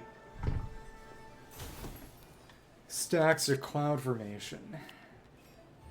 Which means maintaining a hand size that's actually on the higher side. Okay. This is a pretty good dice hand. Oh no! You got hurt. Okay. Again. Oh, because the charged attack. Blood Blossom. Oh, it's there. Okay. We did get that, didn't we? I think. Whatever. Did it cleanse it somehow? I feel weirded out. Charge attack, again, it's when you've got an even number of dice. So we did apply... Oh, it applied at the end of last round. Gotta use the burst again. Heal yourself. Da-da-da! Chandelier? Chandelier's name in Japanese is... What do we... Chandela? It's fun. So now... Oh, but we can't... We can't tune! Oops! I totally screwed that up. Okay. Oops. That was a very silly way for that to end. Yeah. It's tuning strategies, man. It's tuning strategies. Okay, whatever. Starting hand doesn't matter all that much. Guess you managed to snatch defeat from the jaws of victory yet again. It's me. Okay. That's fine. Always wanna tune first when you got the Jin. Come on. Come on. Now we gotta tune away the rest. Can only have no more than 1 card in your hand. Alright. This is tempting, but again, having no cards means no tuning. Which really does suck. Or at least tuning everything before the start of the round. And it... That means using Flying Flag. Maybe I could be silly and try to just rush them down with Hu Tao. I'm kind of tempted. That said, the damage that would actually get dealt. You know what? Screw it. I don't care. Let's try it. We can gamble for something better than the no action cards required clear. Which, again, it's crazy that that's even possible, but... Let's go gambling. But again, no cards. No cards.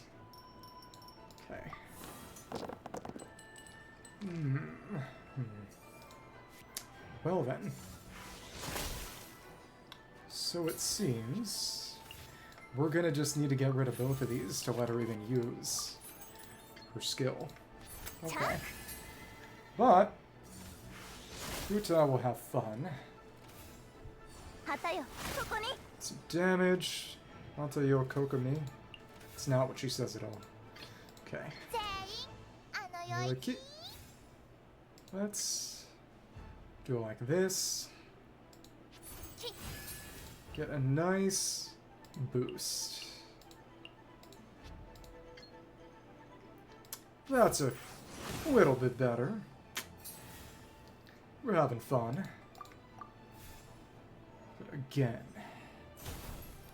if it consumes Flying Clad Flag Formation. That said, go for a bit more tuning here. Well, it looks like it is time. Looks like it's time. Go ahead. Could go for one that doesn't trigger, I suppose, but you know what? All in. All in. It's all pyro. Let's go gambling.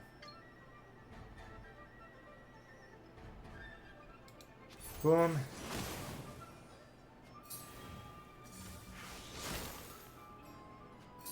Burst.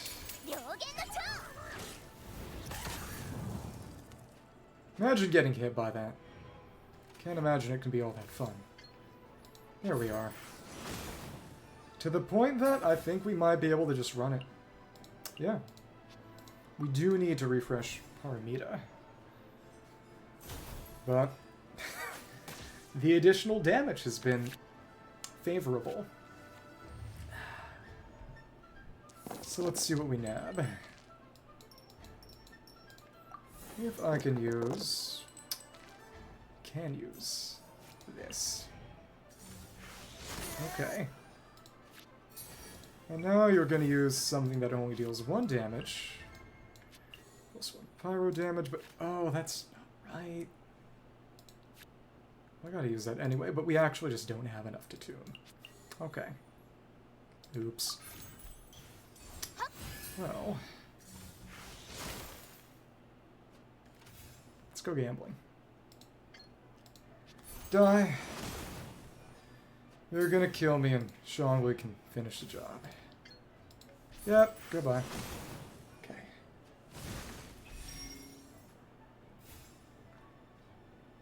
To quote Franz Ferdinand, take me out. Oh wait. It's just Dad. Well, that was nice. Okay. Cool. So, by just draining all our Flying Cloud Formation stacks and letting Hu Tao just absolutely berserk. Yeah! Because the videos I'm stealing, I'll send a link to the one I just used. These are decks that rely on one single action card drawn at the start of the game, or none at all, which makes them very, very consistent, especially since you just use all the cards you draw to tune, to guarantee good elemental dice. But with this one, I got the talent card, I played a couple of talent cards, and it enabled me to just kill it around early. And even with the deck running as it usually does, that's...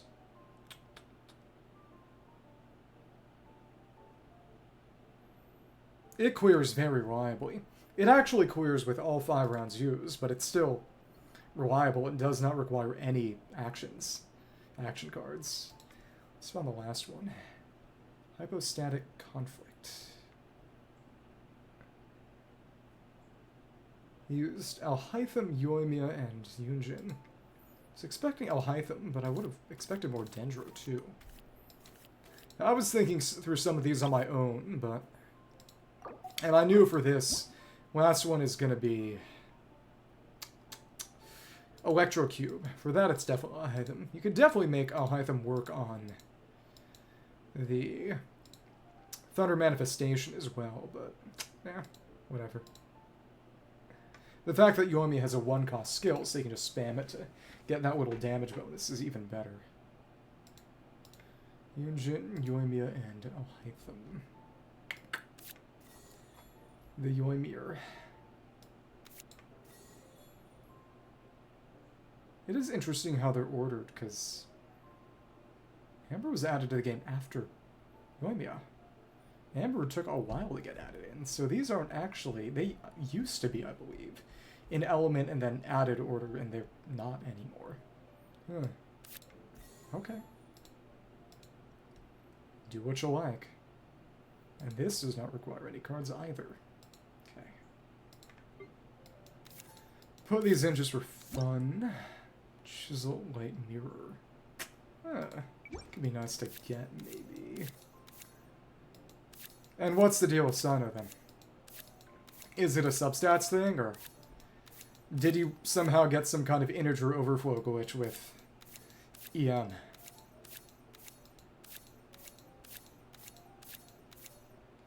If you actually got integer overflow, that would be crazy. And honestly, before you reported it, I would, if I were you, make some kind of video or something. Because integer overflow or underflow glitches are always the wackiest things that can happen in any given game. Almost always. Okay. So... That's what the game plan for this is. The plan of the game. Attack. Huh. So what are the substats on each one? I mean, to be fair, it... Oh, in burst or not in burst? Yeah, because if you're not... And to be fair, it... Let me just review his multipliers again. Yeah, it's not like attack... Oh, okay. Yeah. Yeah, if you've got enough, yeah. Because that is an attack multiplier. I boofed it, and I honestly forgot that he isn't literally full EM. Or at the very least... Oh, that's right. No, this is also an attack multiplier. That's where I screwed up.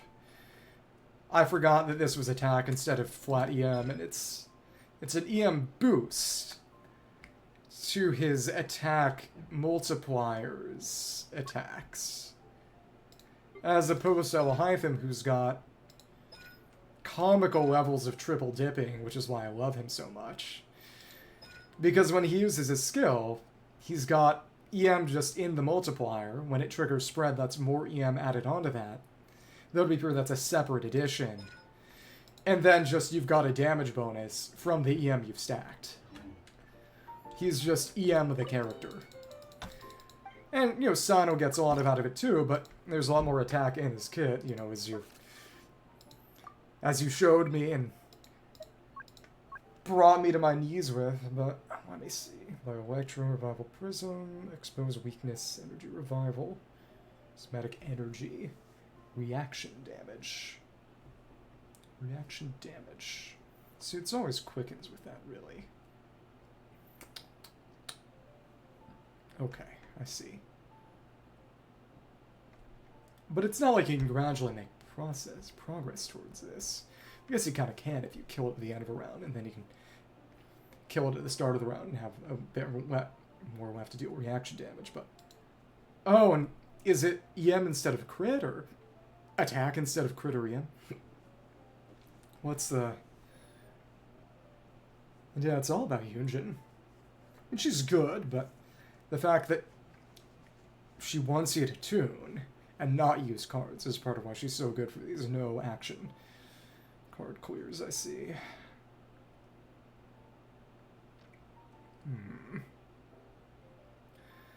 So it's the game plan around run is basically the same for each. Oh, the wrong crit circuit on it. What's the issue with that specifically?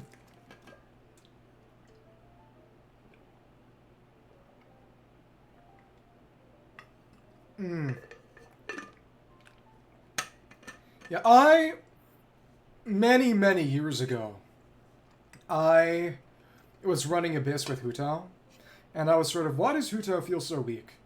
And the team was actually doing pretty good damage, and even she was. And it turns out she literally had no artifacts. And that was the problem.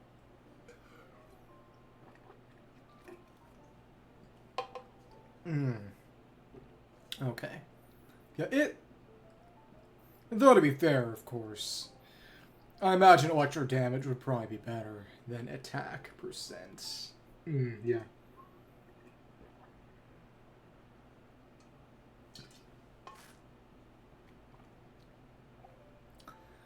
But his kit design is a little silly. It's sad. Actually, just switch straight to Yoimiya and don't do further tuning.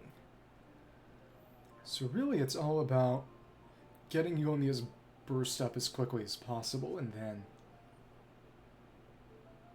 Yeah, getting good damage percent goblets is crazy. I have, now that the artifact printer exists, I have completely just conceded ever actually... Well, aside from edge cases when something really good exists, I just don't make... I don't use real goblets anymore in most cases. I just make them. So... Let me see, what are they doing next? Using another, and then just another shot, using most of their flying flag formation on them. And then Alhaitham comes in just for the reactions. Yeah, I don't use goblets I find anymore. Usually I just make them if I can. Sometimes if there's a really good off-piece, yeah. But I forged a lot of Varus's set. Though to be fair, it didn't help that she came out in the same patch as her set, so I could only make one piece in her set. But it was rather important. Okay.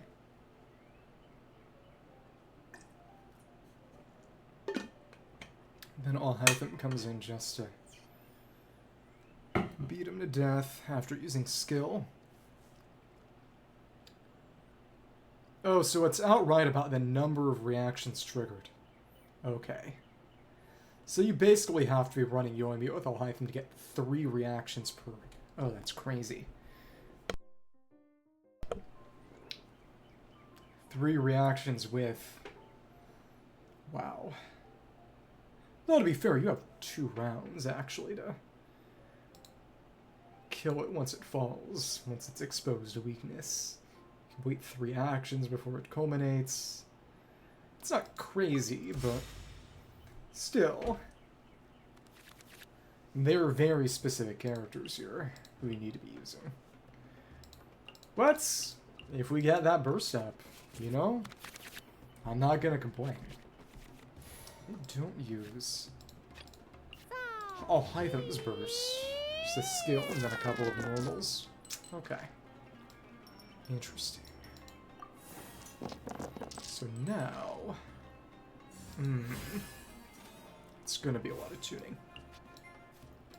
Well... This is normal. Let's go for it. So I actually do want to be doing a good amount of damage with the Yoimiya because of all the overloads you have to proc. But... Now we go for... normal. What I actually need, technically... I still do not have good... Though, of course, I don't have Ito. I didn't get him on Inazuma Chronicle. I don't have a good set waiting for him when he eventually shows up one day. Which I would like to have. There's one piece missing, effectively. Could be any piece, but I do too. Though I think he and Noel might end up fighting for it a little. That said, it really, given how prohibitive her energy needs are, actually running her when I get Ito would be a hard sell. Yeah. You know what I'm talking about. I know people, or I've heard of friends of friends who have rolled for Redhorn just for Noelle, but this was years ago. She's okay. That, it hurts to say, but she is okay. Oh, that's fun. Let's see. No, not gonna harm Meteor Swarm, but that's life. We're gonna be using the stacks, but gotta have that ready. Come on. Come on. Yeah, we go for the flare-up. Yeah, that's right. We just shoot one more time. That uses all of our stacks, though. Maybe not ideal.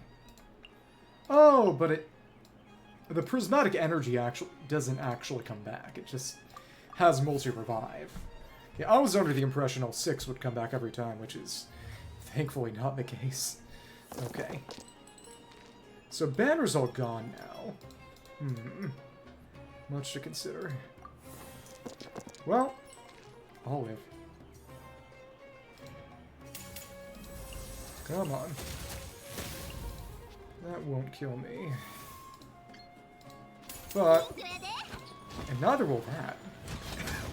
Okay. So let's... Oh! The increase, that's right. But, now we just... use this on you, it brings it back, but... we got next round to do it, that's okay. And we killed you a little bit faster. Nice. So now we just... durations. Luckily, this mirror stack does not influence his damage in TCG. That would be obnoxious. So let's just do 2 normals and kill this thing. Okay. That's 2 for energy revival. Uses a skill, but does that count prepare skills? I hope. And he's, as you can see, it's we trigger 3 reactions with this one normal attack. Abductive reasoning. Guys, he's gonna kidnap us. Tempting to some. Okay. And that didn't do it. And yep, then you got the 15 piercing damage and it just dies. So there you go. It's interesting because the only reason they'd have to make it that big would be to compensate for things that could heal the opponent. Which, to my knowledge, do not exist. Okay. Alright. So that's that. Cool, so that's all of those. Which means... collect our rewards. This won't overcap me, but... what I honestly... No, I still want to get platinums for character cards first. Because I'll just end up using other decks anyway. Okay. Instead of just getting a bunch of platinum skins for action cards in a deck that might end up getting kind of phased out. We can get 2. This costs double all the other skins. Let's get Kachina, because she's strong. And Winnie, because he's also strong. And a Twink. Okay. Call that Aegyo. I'm making salad. Okay. Guess we could cycle some furniture through. Last thing I think I'll do today, I'll kill some local legend, and then... I want to do it on stream, so let's make our Skirk piece. Her feather and flower are not especially good. Yeah, my awful-looking teapot. I am literally here just to make furniture. The other ones are pretty nice, but... it'll be some time before I go through again just to get character dialogue. I did that a couple of times the last year in the summer. I don't have that time anymore. One day I'll go through and just collect everyone's rewards. Though I'll probably do that after I've actually got everyone. And everyone to level 10 friendship. Yeah. Once I get Kui, who, out of Ayato, Ito, and Niu and her, the 4 characters I don't currently have, it's probably the one I'm going to get last, because there's not really a pressing reason to get Kui. She's not good. So... You know, Ayato is at least good for ease of life. Ito is still the only true mono-geo DPS, and has a slightly different niche than Noel, especially since he's got a construct, which Noel doesn't. So easier Chiori if you don't have her C1. No blueprints at the moment, that's right. So we gotta make. Time to read. Time to learn to read. Oh no, there are more. Oh, because we got some from the event, that's right. Okay, well, whatever. I tried to leave exactly 10. Didn't work. But... And then, of course, Niwa was one of the most unique characters in the game, period. Land of Plenty's Contention. An octagonal platform constructed from sturdy and reliable flammabomb wood, bearing the tribal emblem of the Collective of Plenty. This design mirrors that of the grand wrestling grounds within the region, the Tepetlisaur emblem. Well, the tribal emblem. Said that the platform space has been deliberately replaced with a hollow and flexible structure to facilitate training. This allows for impact absorption when a person or Saurian is thrown onto it, thereby reducing the risk of injury. However, this also means that standing or walking upon it is not as stable as solid ground, so it requires both strength and technique. Novices stepping onto the platform may find themselves running the hard way through getting tossed around, so it's not actually a wrestling mat, but it's something that is functionally identical. It's funny. All the sort of pseudo-technology they made in Natlan. Land of Plenty's Sentinel, a finely crafted 2-tiered wooden watchtower, constructed from durable flammabomb wood and equipped with a specialized sunshade, allowing for prolonged occupancy, which entails of how these watchtowers originally erected in the Collective of Plenty to facilitate the long-term observation of volcanic activity, providing early eruption warnings. However, over time it was discovered that they were far more effective at observing the terrain below rather than higher elevations. As a result, these structures have since been repurposed for monitoring farmland as well. Land of Plenty's Bounds, a simple yet easily maintainable railing found throughout the Collective of Plenty, composed of common stone, and flexible rope. This unique combination of stone posts and soft rope not only provides a cushioning effect, but also offers a certain level of elasticity, minimizing the risk of injury should a person or Saurian accidentally fall into rugged terrain. Somehow I don't imagine that Tepetlisaur would actually be in any real danger. It's said that the ropes used in the Grand Western Wrestling Grounds are manufactured on the same principle, be it with wooden posts rather than stone. You can see... No, there are no fences here. Weird. Saurian's might is the horn. I wonder if you can blow it in the teapot. I think you actually made one of those in your teapot. Magnificent model horn, meticulously crafted to replicate the grand metal horns used in the Collective of Plenty. Said that when this horn is blown, it produces a sound both powerful and awe-inspiring. Perhaps due to its commanding presence, it has become a symbol of honor bestowed upon wrestling champions. Its mighty bell, reverberating throughout the tribe, praises the victor's strength, they who are as mighty as the Tepetlisaurs. Barbell rack, heftiest load, or barbell rack, commonly found in the Collective of Plenty. Its primary structure is forged from robust stone, reinforced with metal components, ensuring exceptional load-bearing capacity. While the two designated barbell placements may appear identical, standard practice dictates placing the heavier weights on the lower tier to improve stability and prevent the user from falling over. Some of the Collective of Plenty's trainers emphasize this principle, instructing newcomers in strength training, advising them to maintain stability at all times, grounding their cores firmly as the barbell rack itself. Only through such steadfast discipline can one advance along the path of strength. And because I don't feel like reading 5 more and putting everyone asleep, I don't know, maybe some people want that. I will. Let's make the skunk artifact and... What local legend should we fight? I like fighting the array, especially since the stuff it gives is actually kind of good. Oh, we actually got just enough for one more. Wayline, okay, cool. Even with outright stealing decks. That took longer than expected for the TCG challenges. Yeah. I did have fun, though. And imagine just how long it would have taken if I hadn't.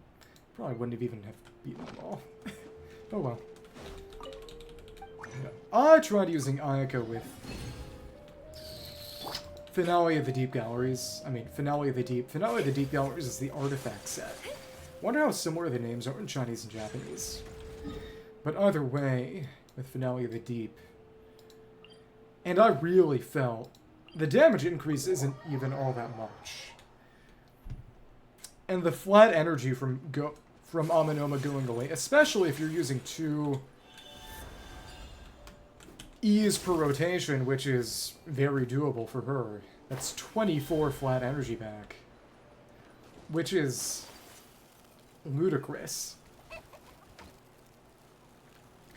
So that means she goes from having to get 80 energy back per rotation, normally to 56, which is, well, about 2/3 as much. A little more than, but makes a very nice difference.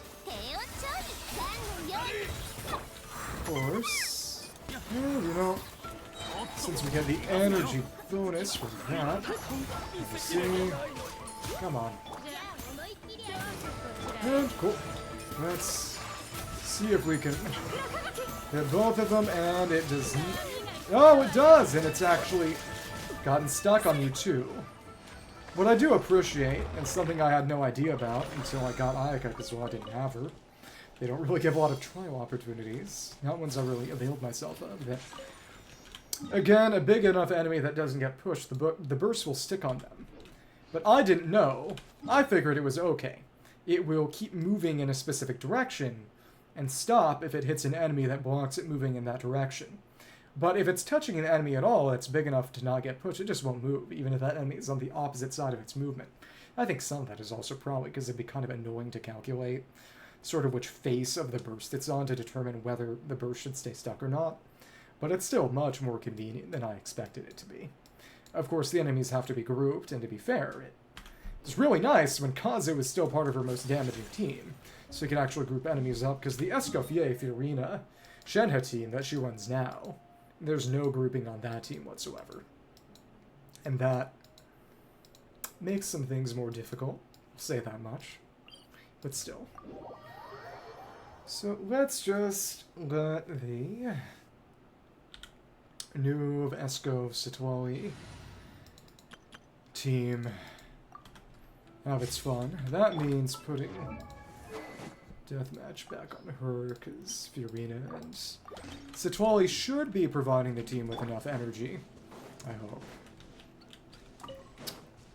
I will say that rotation does get a bit tough, because you basically start the real rotation with a Nuve skill, and then you pick up those particles, well, the primordial water droplets for his special charge, right as he gets back on field. But if you don't have... Oh.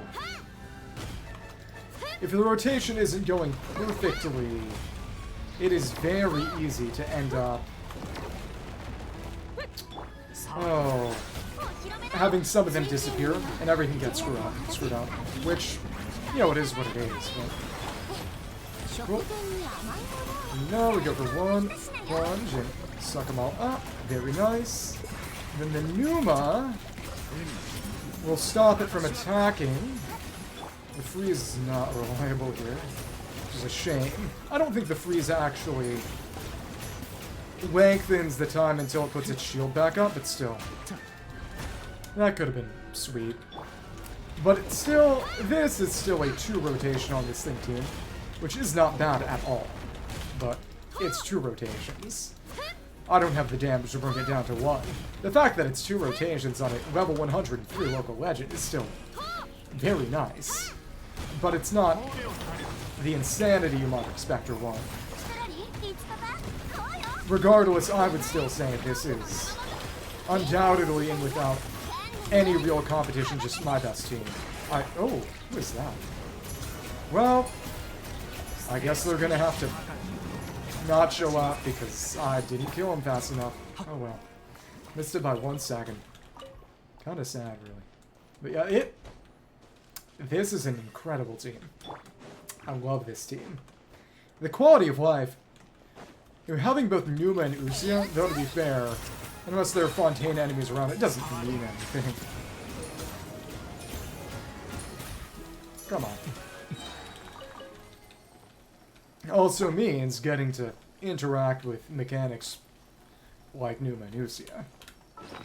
I had an argument with an incredibly stupid person who liked Star Rail in part because it had real power creep and said that the game needed more. This game needed more actual power creep, and I said, you know, what would be interesting, because they complained about Numa and Usia and Night Soul and stuff. And to be fair, Night Soul is stupid. Numa and Usia was cool though, actually.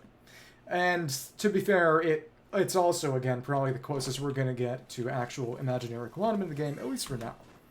Especially since, you know, Skirk is not quantum. Though, to be fair, again, she's getting introduced in a tail end of a patch cycle, and they can't really, or at least won't, they would never really add an element without it being the start of a new patch cycle, because it requires a lot of changes to the game's base code. But I said something like, you know, when they make the Shade of Life, as in, now we know that to be Rindaughter and Nibarius, and to be fair, she's going to be Conria, I guess, quote-unquote.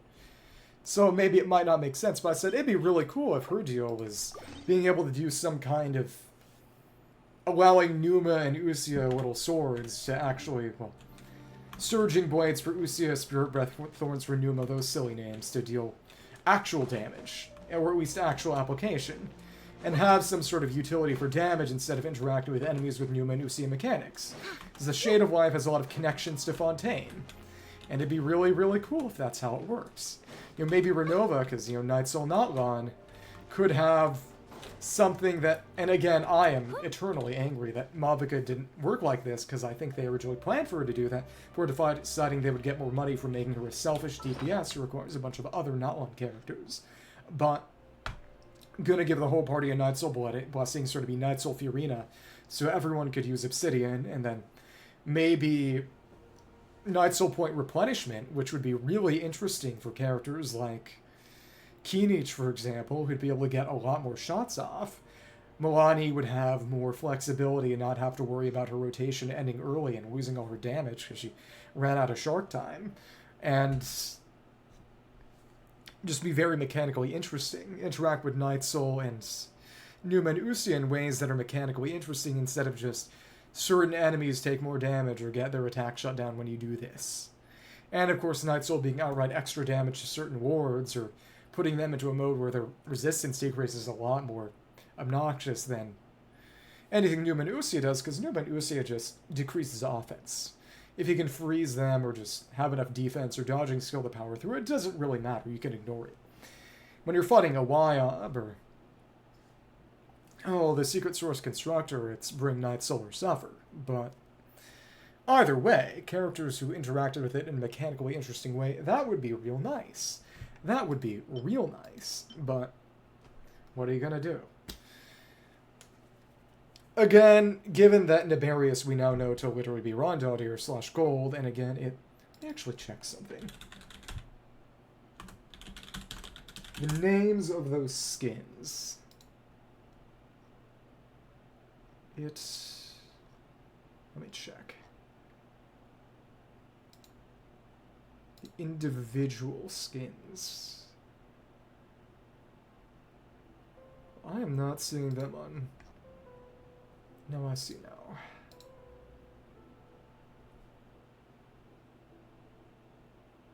Yeah.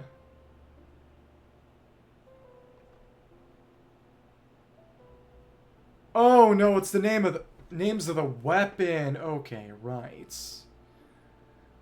Yeah. But it has some interesting implications as to the weapon types. Because the sword one, which is known as Serpent Devourer, it's named Logsim, and that's Rindaughter's weapon. So Albedo having sword, though to be fair, his normal attack is Favonius Blade Work. Vice. So it's Favonius Blade Work. Logsim. Could be Loki. No, or Logi is a Jotun. Fire Flame or... Oh! It's... Poetically, it's used as a synonym of a sword or blade. Okay. Wordplay. Yeah, the name Loki has no connection. Okay. And then the wise Hroptatir, who we still know nothing about. is the Claymore one called Heret. Soda Gooser. What is that named?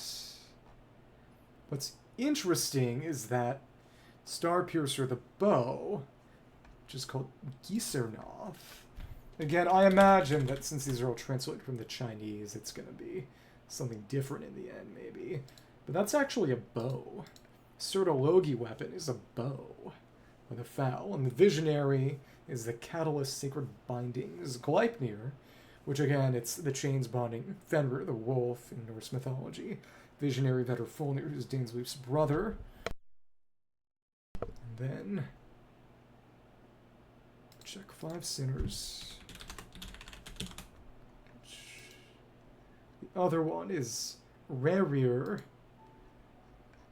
Yeah, Rasher of Solnari, which is very weird. Very weird name, especially since in every other language he's just called the Moon Hunter, which is interesting. But in English and English only, he's the Avenger, essentially, of a certain demon. Norse demon. Yeah, Von Stuger, the polearm Shattered Moon. Sacred Bindings. Which is interesting. It's known as Gleipnir, because when we see the sinner, you know, the sinner called just Sinner, who is Vedrfolnir, if I recall correctly, in the Carbear quest, he's upside down and chained. Good for him. Okay. Well, he's actually just a big crystal with chains tied to it. But yeah, it's interesting. 6 chains holding it up. I see. Yep. But the name of Gleipnir, which, again, the chains binding Fenrir, makes some sense, because we see him as an, you know, visionary prophet. You know, Catalyst makes sense. Seeing him as a big crystal chained up in his sinner form in the Carbear quest makes some sense. Von Stuger. Yeah, we'll get more information when we get the real translations. Okay, cool. Let's make a... Well, there's a Cryo damage goblet that I actually considered using for Escoffier, but she wants an attack goblet. You're not building for individual damage. Well, you are, but attack's about as good, even better when using Golden Troop, and Cryo damage does not help her healing. So this is a good one. So it's either... This will be our off-piece. This is decent, this is kind of trash. But I am not farming more of those sets. I'm not farming any more of that set. I think what I'll do, since I can only craft 1 from this set per patch, make an attack sands with crit damage and crit rate. And then, well, I'll hope it doesn't get ER. And then, depending on the rolls I get on those artifacts next patch, I'll determine whether I make a crit damage or crit rate circlet for her. I would like her weapon eventually, but I don't think I'm getting it next patch. So I'd like it eventually in the sense that I'd like every weapon eventually, but... Yeah. Time is running low. Main affix is attack percentage, of course. Yeah, give her an ER sans. No. Yeah, you could totally randomize that if you wanted to be stupid. Why do you do that? You could even...